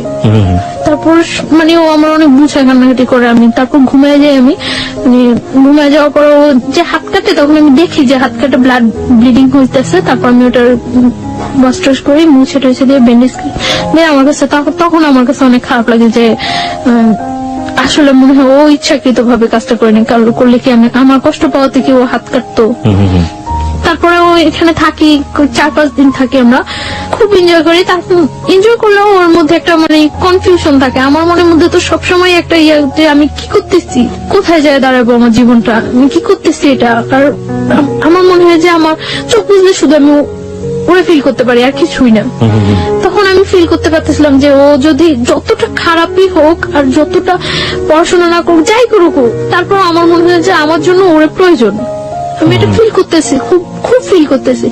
হ্যাঁ, আমি দেখি যে ও খুব কান্নাকাটি করতেছে। তো আমি ওরে জিজ্ঞাসা করি যে কেন কান্নাকাটি করতেছো। তখন ও আমার বলতেছে যে আমি তোমার অনেক লাভ করি, অনেক ভালোবাসি, কিন্তু বাট যদি আমি তোমার না পাই এজন্য অনেক কান্নাকাটি করে ও, যে আমি তো আমার ফ্যামিলির কিছুই জানিনি যে এরকম ইয়ে করতেছি। এর মধ্যে আমরা হিমছড়ি, মহেশখালী অনেক জায়গায় ঘুরি, খুব এনজয় করি। তার মধ্যে আমার মনের মধ্যে সবসময় একটা ও আমরা জিজ্ঞাসা করতো কি চিন্তা করো তুমি, এত কি চিন্তা করো, এত কি চিন্তা করো। তারপর আমি বলতে পারতাম না যে আমি এই ব্যাপারটা চিন্তা করতেছি। আমার মনের মধ্যে সবসময় ইয়ে হতো যে ও আমার ছেড়ে চলে যাবো তাহলে। তো তারপর আমরা ঢাকা চলে আসি। আসার সময় সারা বাসের মধ্যে আমি মানে খুব আমার পেন ফিল হইতেছিল পেটে, অ্যাবডোমেনের পেন হচ্ছিল, আমার পেট ব্যথা করতেছিল প্রচুর। কেন যেন আমার খুব খারাপ লাগতেছিল, আমার মনে হইতেছিল যে আমি জীবন থেকে মনে হয় অনেক কিছু হারাই ফেলতেছি। আস্তে আস্তে মানে সারা রাত্র আমি ইয়ে করি যে আমি আর ওই বাসায় থাকবো না, যে যেভাবেই হোক আমার এই ওকে পাইতে হলে আমার এই ওয়েটা থেকে বের হয়ে আসতেই হবে যেভাবে হোক। আমি কক্সবাজার যাওয়ার পরেই ওই ছেলেটা জানে যে আমি ওর সাথে কক্সবাজার গেছি বা ওর সাথে আমার রিলেশন। শুনে তখন যে মানে দারোয়ান তারপরে এলাকার লোকজন বলে যে আপনাদের বাসায় যে মেয়েটা আছে ওই মেয়েটার সাথে তো ওই ছেলেটার সাথে রিলেশন। ওকে, তখন ও সবাই পাবলিশ করতে থাকে যে আমি ওর ওয়াইফ, এটা পাবলিশ করতে থাকে। তখন আমি কিছুই জানি না। তো আমি আসার পর আমি তো সকালবেলা সকালবেলা এসে আমি দুপুরে এই বাসা থেকে বের হয়ে আসি। আপনার আগের হাজবেন্ডটা এখন পাবলিশ করতে শুরু করলো যে আপনি তার ওয়াইফ। বের হয়ে এসে আমি ওরা ফোন দিই যে আমি বাসা থেকে বের হয়ে আসছি। পরে বলতেছে কেন তুমি বাসা থেকে বের হয়ে আসছো? আমি বলতেছি যে আমার পক্ষে ওই বাসা থাকা সম্ভব না। তখন আমি কিন্তু বলি নেই, শুধু একটু বলছি যে আমার পক্ষে ওই বাসা থাকা সম্ভব না। তো আসার পরে ও বলতেছে তাহলে এখন কোথায় যাবা? অনেক মানে ঘুরতেছি আমরা, কোথাও থাকার জায়গা ম্যানেজ করতে পারতেছি না। কি আসছে রুমেল? হ্যাঁ, পরে আমরা ইয়ে করলাম, আমি আমার খালার বাসায় চলে যাই। তখন আমি ওরা প্রেশার ক্রিয়েট করতে থাকি যে তুমি তোমার ফ্যামিলিতে জানো, তুমি তোমার ফ্যামিলিতে জানো। যেহেতু আমাদের মধ্যে রিলেশন হয়ে গেছে, বিয়ে হয়ে গেছে, সবকিছু হয়ে গেছে, তো তুমি তোমার ফ্যামিলিতে জানো। তো প্রেশার ক্রিয়েট করার পরে ওর বোনেরে জানায়। তো বোনেরা জানার পর ও বোন আমার সাথে দেখা করার কথা বলে। তো ওইটা বলে না যে বিয়ে হয়ে গেছে, এটা বলে না, জানতে যে পছন্দ করে। তো আমার ওর বোনের কাছে নিয়ে যায়, দেখাটা হয়, কথাটা হয়। পরদিন 15ই জুন ওর বার্থডেতে ওর বোনের বাসা আমাকে ইনভাইট করার পর আমি ওর বোনের বাসা যাই।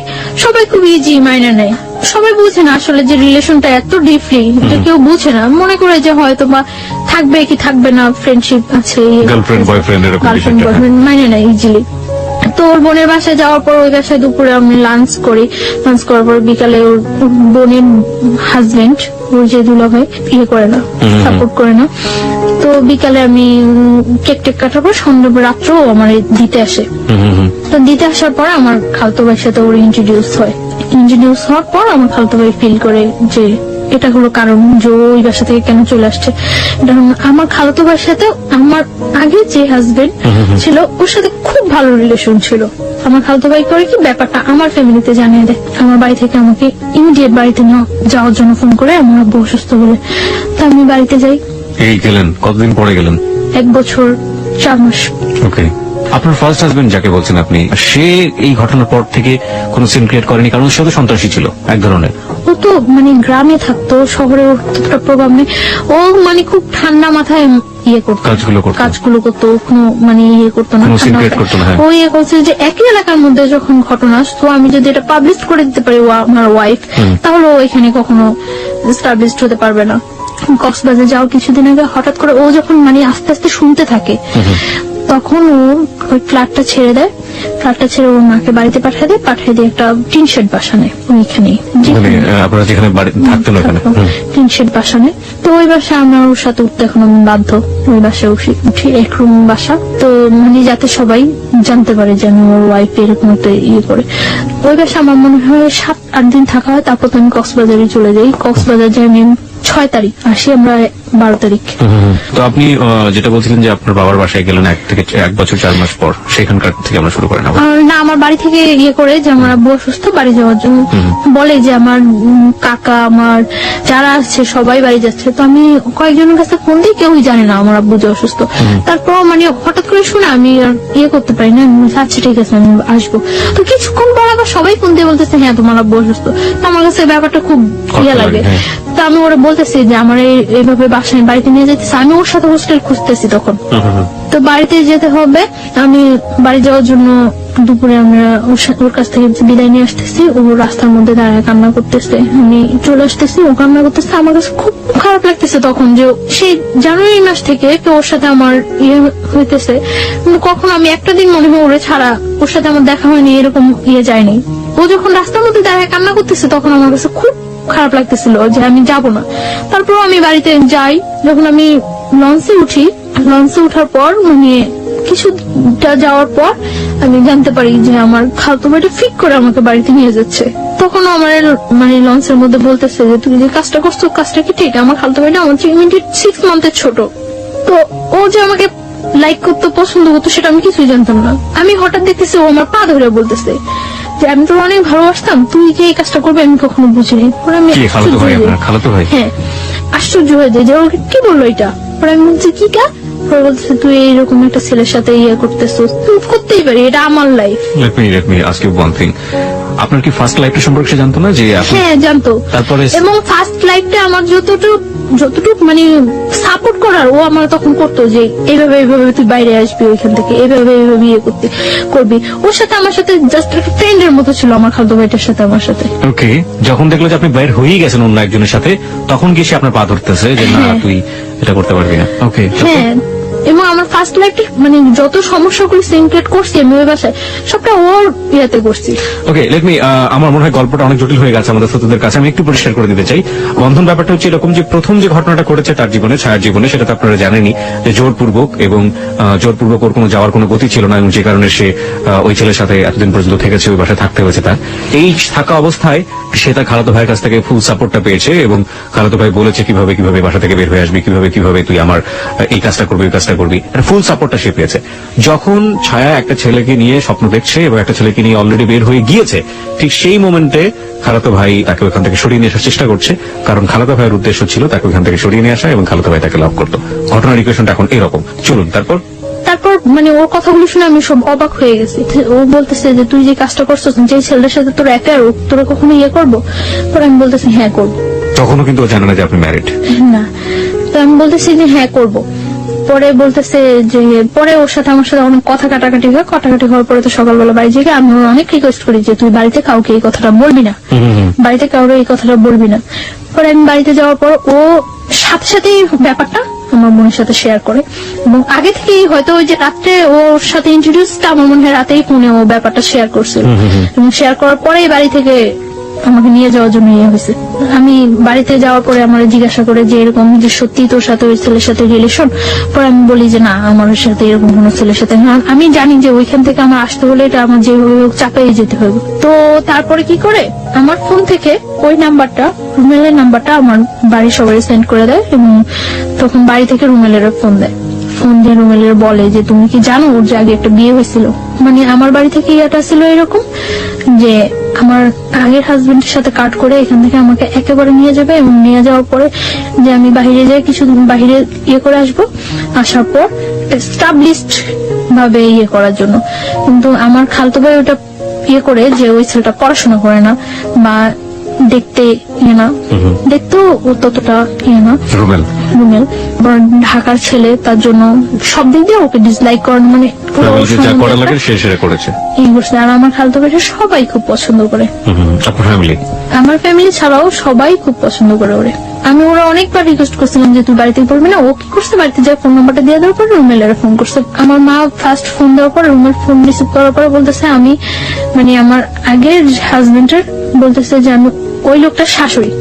তো অবাক হয়ে গেছে যে কি বলতেছে। তো ও মা বলে কথা বলছে, কথা বলার পর মানে আমার বাড়ি থেকে বলেছে যে আমি ম্যারিড। তো আমার জিজ্ঞাসা করছে যে তুমি কি সত্যি ম্যারিড? পরে বলছি না, আমি ম্যারিড না। কখন আমি বিশ্বাসই করি না যে আমি বিয়ে করছি, বা আমার এরকম আমার ইয়ে ছিল যে ওরা আমি সবকিছু একদম সুন্দর ভাবে বুঝাই বলবো। এইভাবে বললে তো পরে বলতেছে যে সত্যি তুমি ম্যারিড না।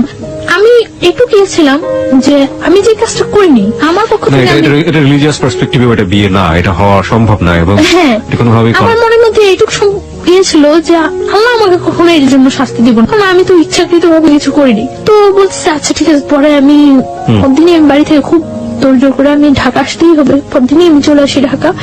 এক কথায় পালাই চলে আসি ঢাকা, বাড়ি থেকে পালাই চলে আসি, দুপুরবেলা পালাই চলে আসি। আসার পর পরদিন সকালে আসি, আসার পরে আমার মনের মধ্যে কেনই যেন একটা এক্সট্রা সাহস হয়ে গেছিল যে আমি তো এই কাজটা করিনি, তো আমি অন্তত আল্লাহ সাপোর্টটা তো কম। তো আমরা তখন বলতেছো মিথ্যা হলে কিন্তু তুমি পাগল হয়ে যাবে, এটা হইবে ওইটা, কিচ্ছু হবে না, আমার কিচ্ছু হবে না। এইভাবে বলিনি যে আমার বিয়ে হয়নি, আমি ওরে বলছি যে না আমি কাউকে বিয়ে করি নাই। Okay, this is the note of line.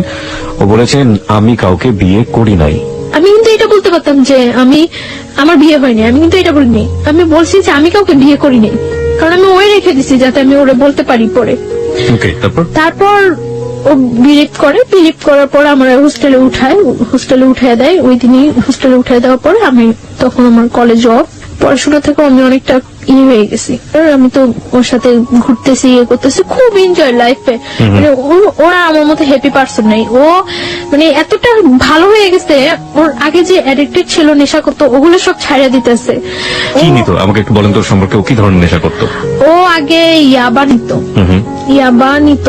এমনিতে ও সব প্রকার নেশা করার ওর অভ্যাস আছে। আচ্ছা, আর এমনিতেই ওর যেটা বলছিলেন যে সন্ত্রাসী টাইপের ছিল, মানে কোনো ঝামেলা ছিল? হ্যাঁ, ও বলছিল আমারে যে ওর আউটসাইডে কিছু প্রবলেম আছে। সেগুলো কি আপনি জানেন? হ্যাঁ, আমি জানি। ওকে, মানে you want to share with us or not? Not. আপনি শেয়ার করতে চাচ্ছেন না? না। আমরা ধরে নিচ্ছি ও যাকে ভালোবাসে রোমেল, সে এমন একটা জগতের সাথে জড়িত যেটার সাথে আসলে সাধারণ মানুষের ভালো চোখে দেখার কথা না, কিন্তু ও যে জায়গাটা থেকে রোমেলকে দেখে সেই জায়গাটা অনেক পবিত্র একটা জায়গা। আমরা সেই জায়গাটা থেকে দেখতে চাই রোমেলকে, এবং ও চেষ্টা করে যাচ্ছে রোমেলকে ভালো করার জন্য, এবং রোমেলও সেই জায়গাটা থেকে ভালো হওয়ার জন্য নিজেকে পরিবর্তন করার চেষ্টা করছিল। আমরা এই পজিটিভ জিনিসটাকে হাইলাইট করতে চাই। চলুন তারপর। তো দেখা যেত আগে প্রচুর পরিমাণে স্মোক করতো। যখন আমার সাথে এরকম ডিপ রিলেশন যাচ্ছে, ও তখন দিনে 2-3টা সিগারেট খাচ্ছে, মানে তাও আমাকে বলে বলে খাচ্ছে। না, আমি চাচ্ছি যে ওর লাইফটা আমি এইভাবে ইয়ে করে দেবো যাতে ও কখনো এটা ইয়ে করতে না পারে যে আমি আগে একটা বিয়ে হয়েছে তার জন্য ও আনহ্যাপি না। আমার সবসময় চিন্তা করতো যে আমি যদি কোনো একটু ভালো করি তার চেয়ে বেটার যাতে ও করতে পারে। আমি সবসময় এটা ফিল করতাম যে আমার ফ্যামিলিটা আমার কাছে ফ্যামিলি না, ওর ফ্যামিলিটা যাতে আমার কাছে ফ্যামিলি। আপনাকে তখন খরচটা দিত কে? আমার কাছে আমি বাড়ি থেকে আসার সময় কিছু টাকা ছিল, তারপর ও বিয়ার করতো। এখানে আমি ও টাকাটা পৃথক করতে? হ্যাঁ, ওর টাকাটা ওর অনেক রিচ ফ্যামিলি। কয় ভাই বোন ছিল ওরা? এক ভাই এক বোন। ও একা ছিল? একা ছিল। বাবা কি করতেন? বাবা মারা গেছে। সো ও কি বড় ছিল? ও ছোট। ছোট ছিল, বোনের বিয়ে হয়ে গেছে। বুঝতেই পারছেন তার জন্য টাকা ম্যানেজ করার কোনো ব্যাপার না। আচ্ছা, ঠিক আছে। তারপরে আপনি হোস্টেলে থেকে পড়াশোনা করতেন? হ্যাঁ, পড়াশোনাটা তখন আমার অফ আছে, আমার কলেজ অফ। রেজাল্ট হয়ে গেছে। রেজাল্ট হওয়ার পর আমার রেজাল্টটা খুব ভালো হয়েছে, আমি মেডিকেলের মধ্যে সেকেন্ড পজিশনে আসছি। এত কিছুর পরেও সেকেন্ড পজিশনে আসছি। আমরা বারবার একটু ইন্টারাপ্ট করছি, কারণ যে আপনার ফার্স্ট যিনি জোর করে আপনাকে বিয়ে করলেন, ওনার অ্যাক্টিভিটি ওই সময় কি ছিল? উনি কি করছেন? উনি তখন ফোন দিচ্ছে, ফোন দিয়ে এটা ওটা বলছে, ইয়ে করছে, বাট কখনো আমার সামনে আসছে না। রোমেলকে ট্রাই করেছে? রোমেলকে ফোন দিয়ে কথা বলেছে? না, আমার ফোনে ফোন দিয়ে কথা বলছে। রুমেলের সাথেও আমার ফোনে ফোন দিয়ে কথা বলছে, বাট ও কখনো সামনে আসছে না। আমার ইচ্ছা ছিল যে ও যদি কখনো সামনে আসে তাহলে আমি সবটা সামনে ক্লিয়ার করে দেব। আমি তার জন্য বারবার রুমেলকে বলতাম, মানে তখন তো ও জানতো না। তখন ওই ছেলেটা মানে বলতো তখন আমি তো বলিনি, ওই ছেলেটা বলতো। তখন আমি বলতাম যে আচ্ছা, ওই ছেলেটা তুমি সামনে আসতে বলো। সামনে আসার পরে আমি ইয়ে করছিলাম যে ওই ছেলেটা যদি সামনে আসে, সামনে আসার পরে আমি সব ক্লিয়ার। আপনারা খুব সুন্দর একটা সময় পার করছিলেন দুজনে মিলে। হ্যাঁ, ওখান থেকে শুরু করতে চাই। হ্যাঁ, খুব সুন্দর যাচ্ছিল। এর মধ্যে আমি রোজার ঈদে আমি বাড়ি যাই। বাড়ি যাওয়ার পর মানে আমার ফ্যামিলি থেকে একটা প্রেশার ক্রিয়েট হয়। তো একদিন ওর সাথে আমি ফোনে কথা বলতেছি, কথা বলার সময় মানে একটু ঝগড়া হচ্ছে। তো ঝগড়া হচ্ছে মানে আমি ওর বলতেছি যে নিজের ওয়াইফের সম্মান দিতে পারো না, কথাগুলো বলতেছি। আমার আম্মু আরেক রুম থেকে শুনতেছে, আমি জানি না যে শুনতেছে।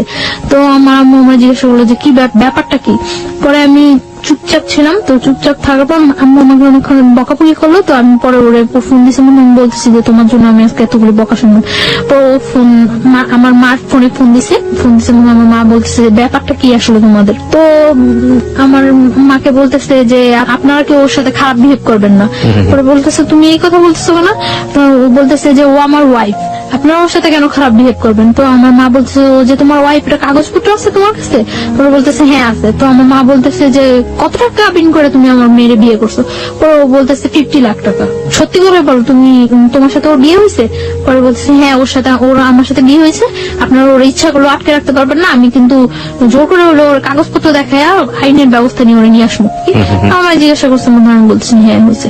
আস্তে আস্তে চুপচাপ হয়ে গেছে এবং চাইতেছে যে ওর সাথে ফেস টু ফেস দেখা করে কথা বলে ইয়ে করার জন্য। পরে রোজার ঈদের পরে আমি ঢাকা চলে আসছি। আমি আসার পরে আমরা সিলেট যাই ঘুরতে। ওর ফ্যামিলি থেকে জান না যে আমার নিয়ে সিলেট যায়, তখনও জানে না যে কি হয়। তো আমি সিলেট থেকে আসার পরে এখন বলি যে তুমি তোমার বাসায় বলো যে আমার ফ্যামিলির সাথে কথা বলার জন্য। তো ওর বাসার কিছুতে এটা বলতে পারে না। আমি ওর বাসায়ও যাই, তখন ওর বাসায়ও যাতায়াত করি, ফ্যামিলির সবার সাথে আমার সাথে পরিচয় আছে। তো আমি একদিন ওর বাসায় যাই। বাসায় যাওয়ার পরে আমার সামনে ওর বোনের আমি সিরিয়াসলি বলি, বাট ও হাসতেছে। তো ওর বোনেরটাও ততটা সিরিয়াসলি নেয় না। কিছুদিন পরে আমার আব্বু আম্মু ঢাকা আসে। মার সাথে ফেস টু ফেস দেখা করার পর আমার মা বলছে ওরা যে তুমি কি করতে চাও এখন? তো কি করে ও আমার বলে যে কাগজপত্র ইয়ে করে আমরা কাজী দিয়ে ইয়ে করি, রেজিস্ট্রেশন করি। আচ্ছা ঠিক আছে, ওকে। অগাস্টের 12 12 তারিখ আমরা বিয়ে করি। ও বলে যে 1 লাখ টাকা কাবিন করবো, তো আমি সেটাই রাজি হয়ে যাই, কারণ আমার মনের মধ্যে কোনো টাকাটা কোনো ফ্যাক্টই ছিল না। ও বলে যে 1 লাখ টাকা কাবিন করবো, আমি ওকে ডান 1 লাখ টাকা কাবিন। ওরা যেভাবে ইয়ে করছে, ওর ফ্রেন্ড নিয়ে গেছে, যেভাবে ইয়ে করছে ওইভাবে। তো বিয়ে করার পরে ও এখন আর আমার বাইরে রাখবো না, ওকে, ওর বাসায় নিয়ে যাবে। তো আমি চাইছিলাম যে তখন কিছুদিন বাইরে থাকি এবং ওর সাথে আমি ব্যাপারটা শেয়ার করি, কিন্তু ও খুব তোড়জোড় করে বাসায় নিয়ে যাওয়ার জন্য। ওর দুলাভাই ওরে বলে যে বিয়ে যখন করছো তখন বউ বাইরে রাখবা কেন। ওর বোন এর আগে আমার ফোন দেয়, বাসায় যাওয়ার আগে ওর বোন আমার ফোন দেয়, ফোন দিয়ে বলে যে তুমি আইসো না বাসায়, তুমি আইসো না, ও কোনো কাজ করে না, তোমার কি খাওয়াইবো, তোমার খাওয়াইতে হইলে আমাকেই খাওয়াইতে হইব, তুমি এখন আইসো না।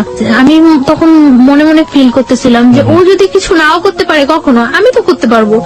ও যদি কিছু নাও করে, আমি ওর মতো ওর ফ্যামিলিতে বিয়ার করা আমার পক্ষে কোনো ইয়ে হবে না, যেহেতু আমি ইয়েটা কন্টিনিউ করতেছি এবং আমার রেজাল্টটা এত ভালো, তো আমার এটা কোনো প্রবলেমই হবে না।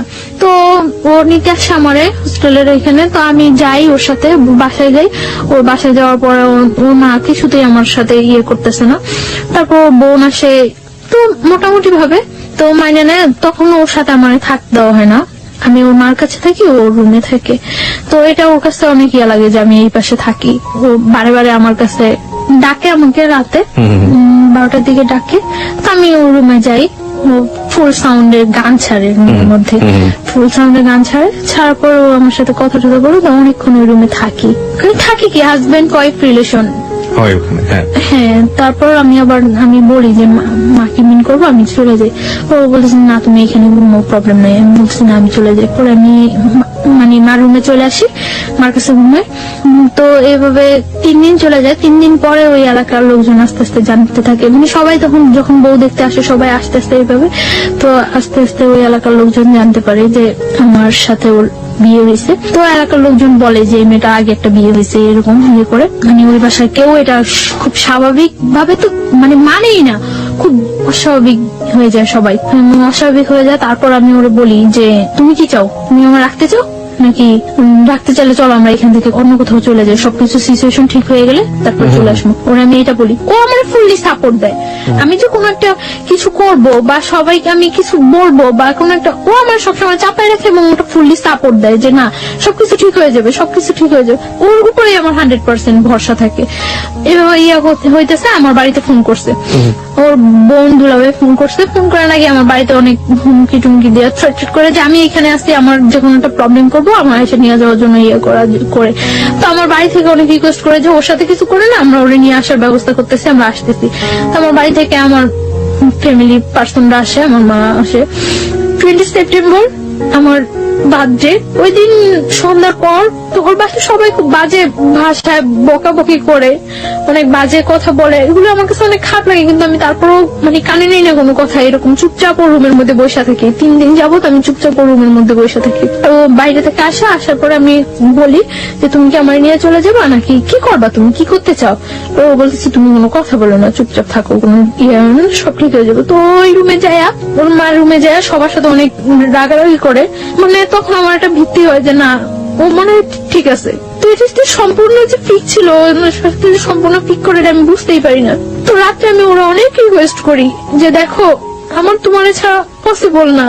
ও এর মধ্যে বলা হয়নি একটা কথা, এর মধ্যে আমার কানাডা ইয়ে হয়ে যায়, মানে কিছুদিন 1 সপ্তাহের মধ্যে আমি কানাডা চলে যেতে পারি, আমার ভিসা প্রসেসিং সবকিছু ওকে হয়ে যায়। তো আমি ওরে বলি যে ধরো আমি যদি স্কলারশিপ নিয়ে বাইরে চলে যাই তো তুমি কি করবা? আমি জীবনে যাইতে দেব না।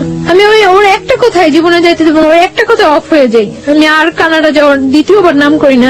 আমার লাইফের সব চরম ভুল এই জায়গায় যে আমি ওইটাই ছেড়ে দিছি। তারপরে কি হলো? ওরা আমি অনেক রিকোয়েস্ট করি যে দেখো তুমি কি করবা, কি ইয়ে করতে। ও বলতেছে যে তুমি আমার সাথে থাকতে পারবা না। আমি বলছি হ্যাঁ পারবো। ওই 3 দিন আমার ওর সাথে আমি থাকতেছি। ওই দিন মানে আমার বার্থডে দিন রাত্রে ও আমার খুব হাসাইলো।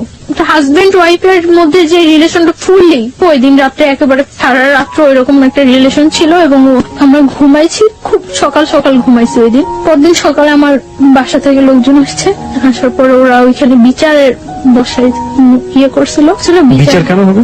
বিচার কি করবে এখন, এটা কি করে করা উচিত। তো ওর দুলাভাই ওরে বলছিল যে শালম সবকিছু ডিপেন্ড করে তোমার উপরে, রুমেল সবকিছু ডিপেন্ড করে তোমার উপরে। তুমি যদি ওরে রাখো, কারো ক্ষমতা নাই যে ওরে এখান থেকে পাঠিয়ে দেওয়ার বা তোমার থেকে বিচ্ছিন্ন করার।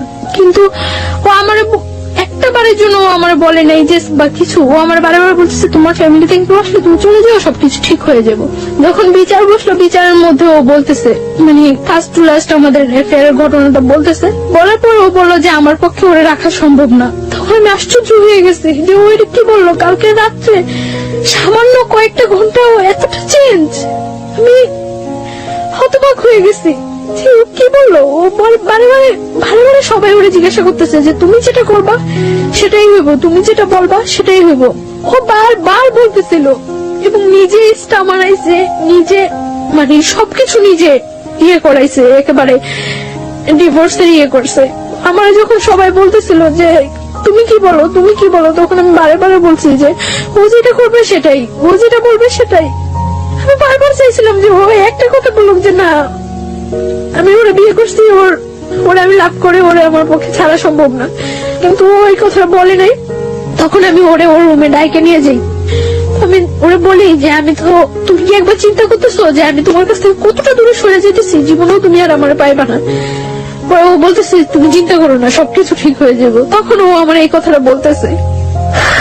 তখন আমি ওরে বলতেছি যে আমি তো চলে যেতেছি, তুমি আমার অনেক কিছু ওই ঘরে, অনেক কিছু অনেক স্মৃতি আমার ওই ঘরে। আমি ওরে পাঞ্জাবি করে দিয়েছিলাম হাতে সেলাই করা।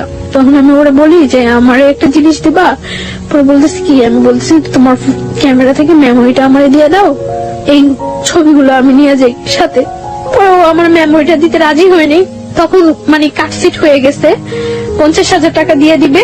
তো আমি ওরে বলতেছি যে এটা কি হইতেছে, আমার বলতেছো যে তুমি আমি চলে যাওয়ার জন্য, তাহলে তো ডিভোর্সের টাকার এগুলোর কোনো প্রশ্ন জাগতেছে না। তখন ও আমার বলতেছে যে ওকে হয়ে যাবো, টাকাটা রেখে দাও, পরে যখন তোমার নিয়ে আসবো তখন ব্যাগ দিয়ে দিলে হবো। তখন আমি ওরা 100% বিলিভ করছি। আমি টাকাটা হাতে নিতে চাইনি। ও বলতেছে নেও নাও। পরে আমি নিয়ে আমার মার কাছে দিয়ে দিছি টাকাটা। আমি সবাই বলছে যে টাকা দেওয়ার পরে ডিভোর্স হয়ে যাওয়ার পরে ওরা এখানে আর একটু থাকতে পারবো না, আমাদের সাথে বের হয়ে যেতে, মানে আমার ফ্যামিলি পার্সন গুলো উইথ আমি।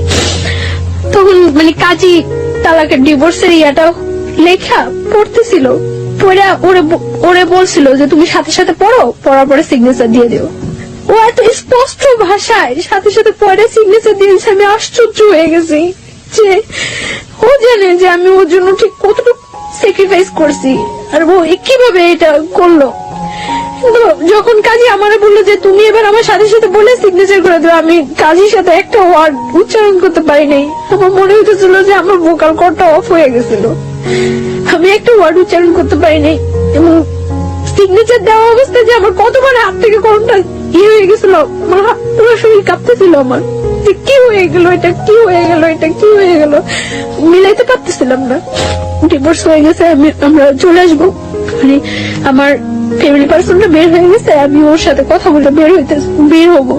তখন আমি এই রুম থেকে ওই রুমে যাওয়ার সময় ওর মা পাঁচটা মানে হিট করে, তোমার শরীরে হিট করার পর ওইখানে যে কটা রিলেটিভ থাকে ওর বোন ছাড়া সবাই আমার হিট করে ওইখানে।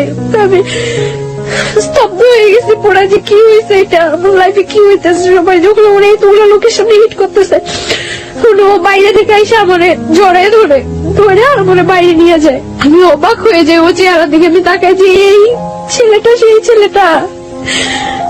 আমি পুরো হতবাক হয়ে যাই।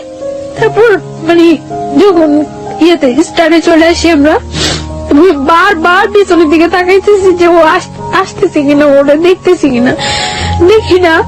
স্টারে আসার পরে ওরা আমাদের থেকে মানে 50,000 টাকা দিচ্ছে, ওইখান থেকে 10,000 টাকা ব্যাগ দিতে বলে ওই যে লোকগুলো ওইখানে ছিল তারা। আমার মা বলতেছে যে তাহলে সবটাই রেখে দেন। নিয়ে আর 50,000 টাকা দিচ্ছেন, যা বলছেন বিচারে আপনাদের সবকিছু মাইনে আমরা আমাদের নিয়ে যেতেছি। পরে মানে 5,000 টাকা ওইখানে দিয়ে 45,000 টাকা নিয়ে ক্যাব করে আমরা চলে আসতে নেই। আমি মানে যতক্ষণ পর্যন্ত ওই এলাকাটা দেখা গেছিল ততক্ষণ পর্যন্ত তাকিয়েছিলাম যে হয়তো ও একবার পিছনে আসবে, একবার আসবে, আসেনি ও।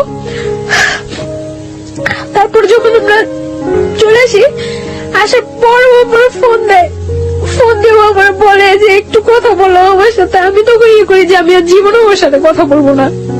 ও আমার বারে বারে রিকোয়েস্ট করে যে একটু কথা বলো আমার সাথে, একটু কথা বলো। অনেক কান্নাকাটি করতেছে, অনেক কান্নাকাটি করার পর আমি ওর সাথে কথা বলি। ধরে রাখতে পারি না নিজেরে, আমি লুকায় লুকায় ওর সাথে কথা বলি। কথা বলার পর পরদিন যখন আমি বাড়িতে যাই আমি প্রচুর অসুস্থ হয়ে যাই। আমি খবর পাই যে ও প্রচুর অসুস্থ হয়ে যায়, ও হসপিটালাইজ করতে হয়, আমার হসপিটালাইজ করে বাড়িতে।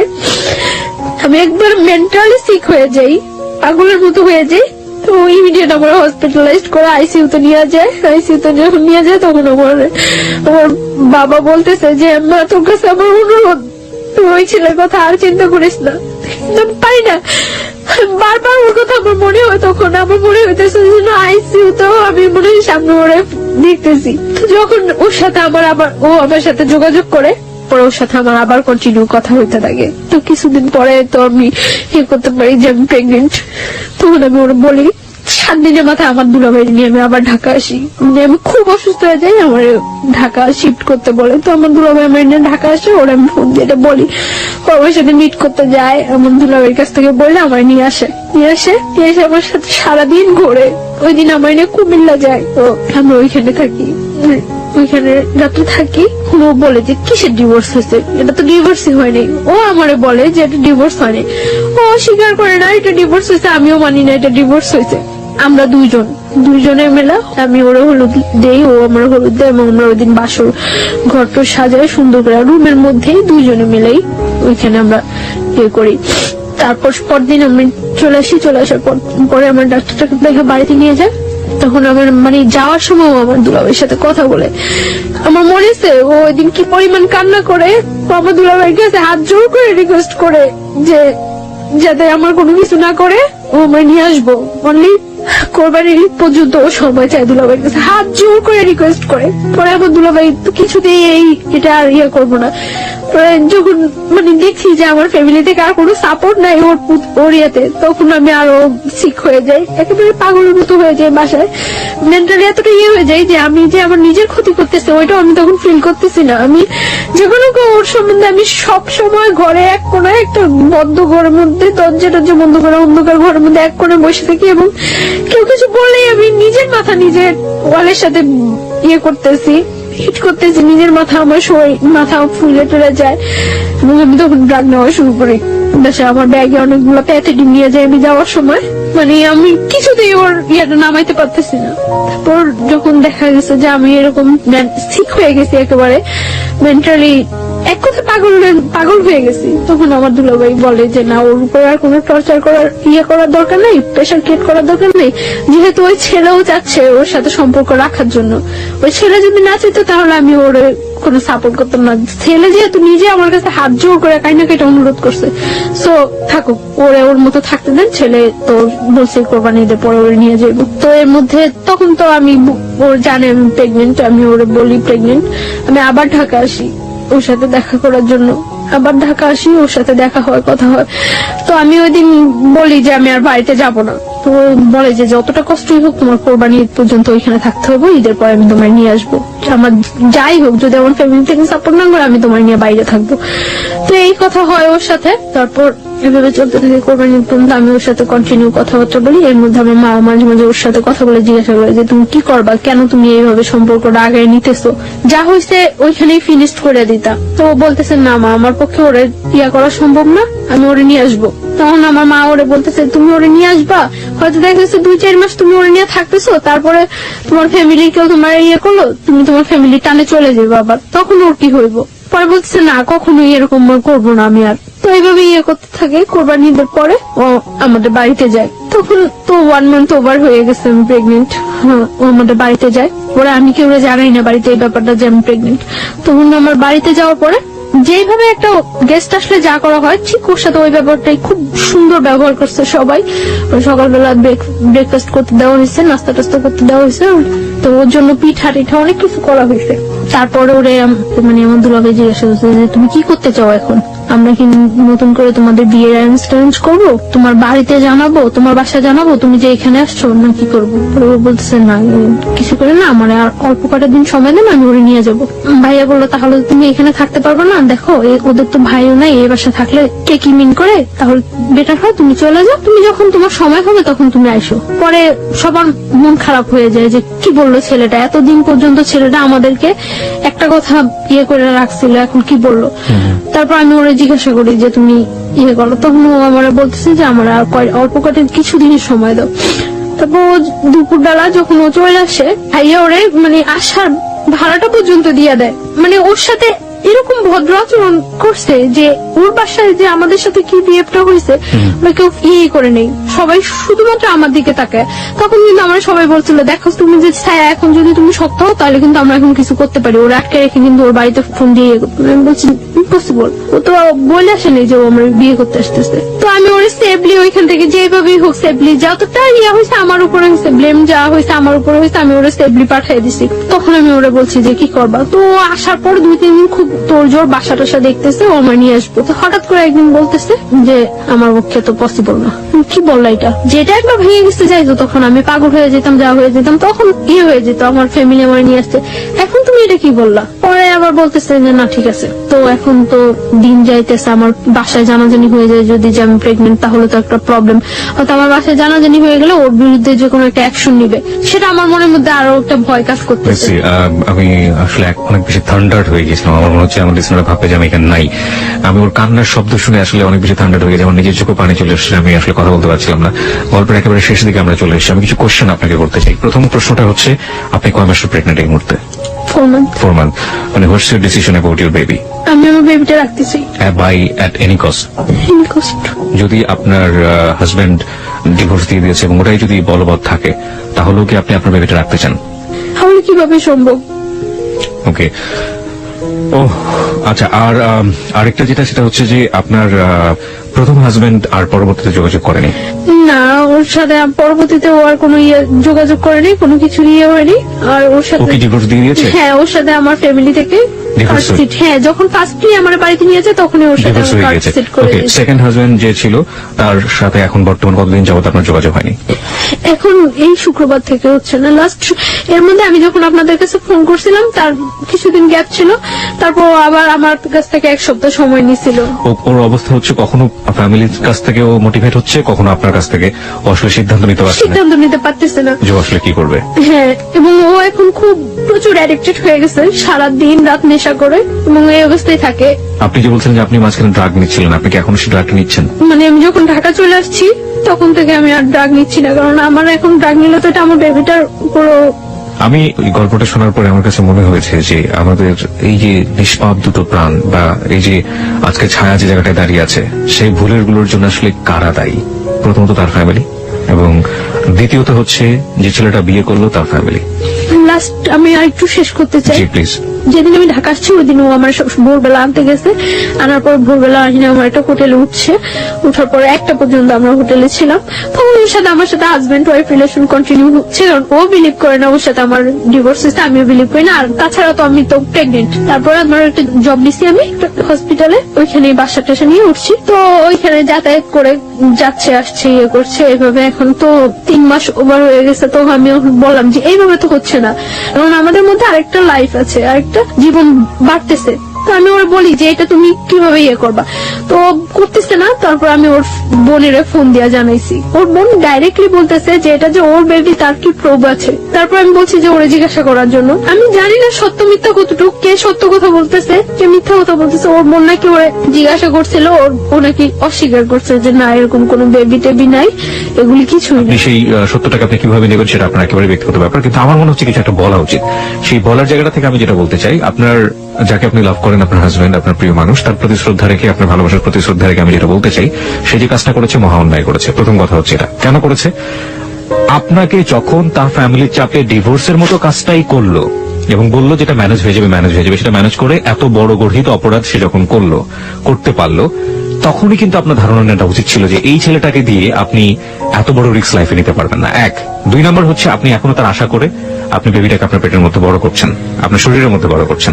আপনি কিন্তু প্রথম মেসেজটা পেয়ে গিয়েছেন যে তাকে নিয়ে আপনি আসলে কতটা শক্তিভাবে দাঁড়াতে পারেন, কিন্তু আপনার ভালোবাসা সম্পূর্ণ অবুঝ, এবং সেই জায়গাটা থেকে আপনি এখন, আমরা যতই বুঝেন এখন আপনি বুঝবেন না। তবে আমিও চাইবো না, কোনোভাবেই চাইবো না, আমি ব্যক্তি মানুষ হিসেবে চাইবো না যে আপনার এই বেবিটা নষ্ট হয়ে যাক, আপনার এই বেবিটা পৃথিবীতে না আসুক, কোনোভাবেই চাইবো না। এবং কিন্তু আপনি মানুষ হিসেবে যে বাস্তবতা ফেস করেছেন, আপনার বেবি পৃথিবীতে আসার পরে কোন বাস্তবতা ফেস করবে সেটা আমরা একেবারেই অনিশ্চিত।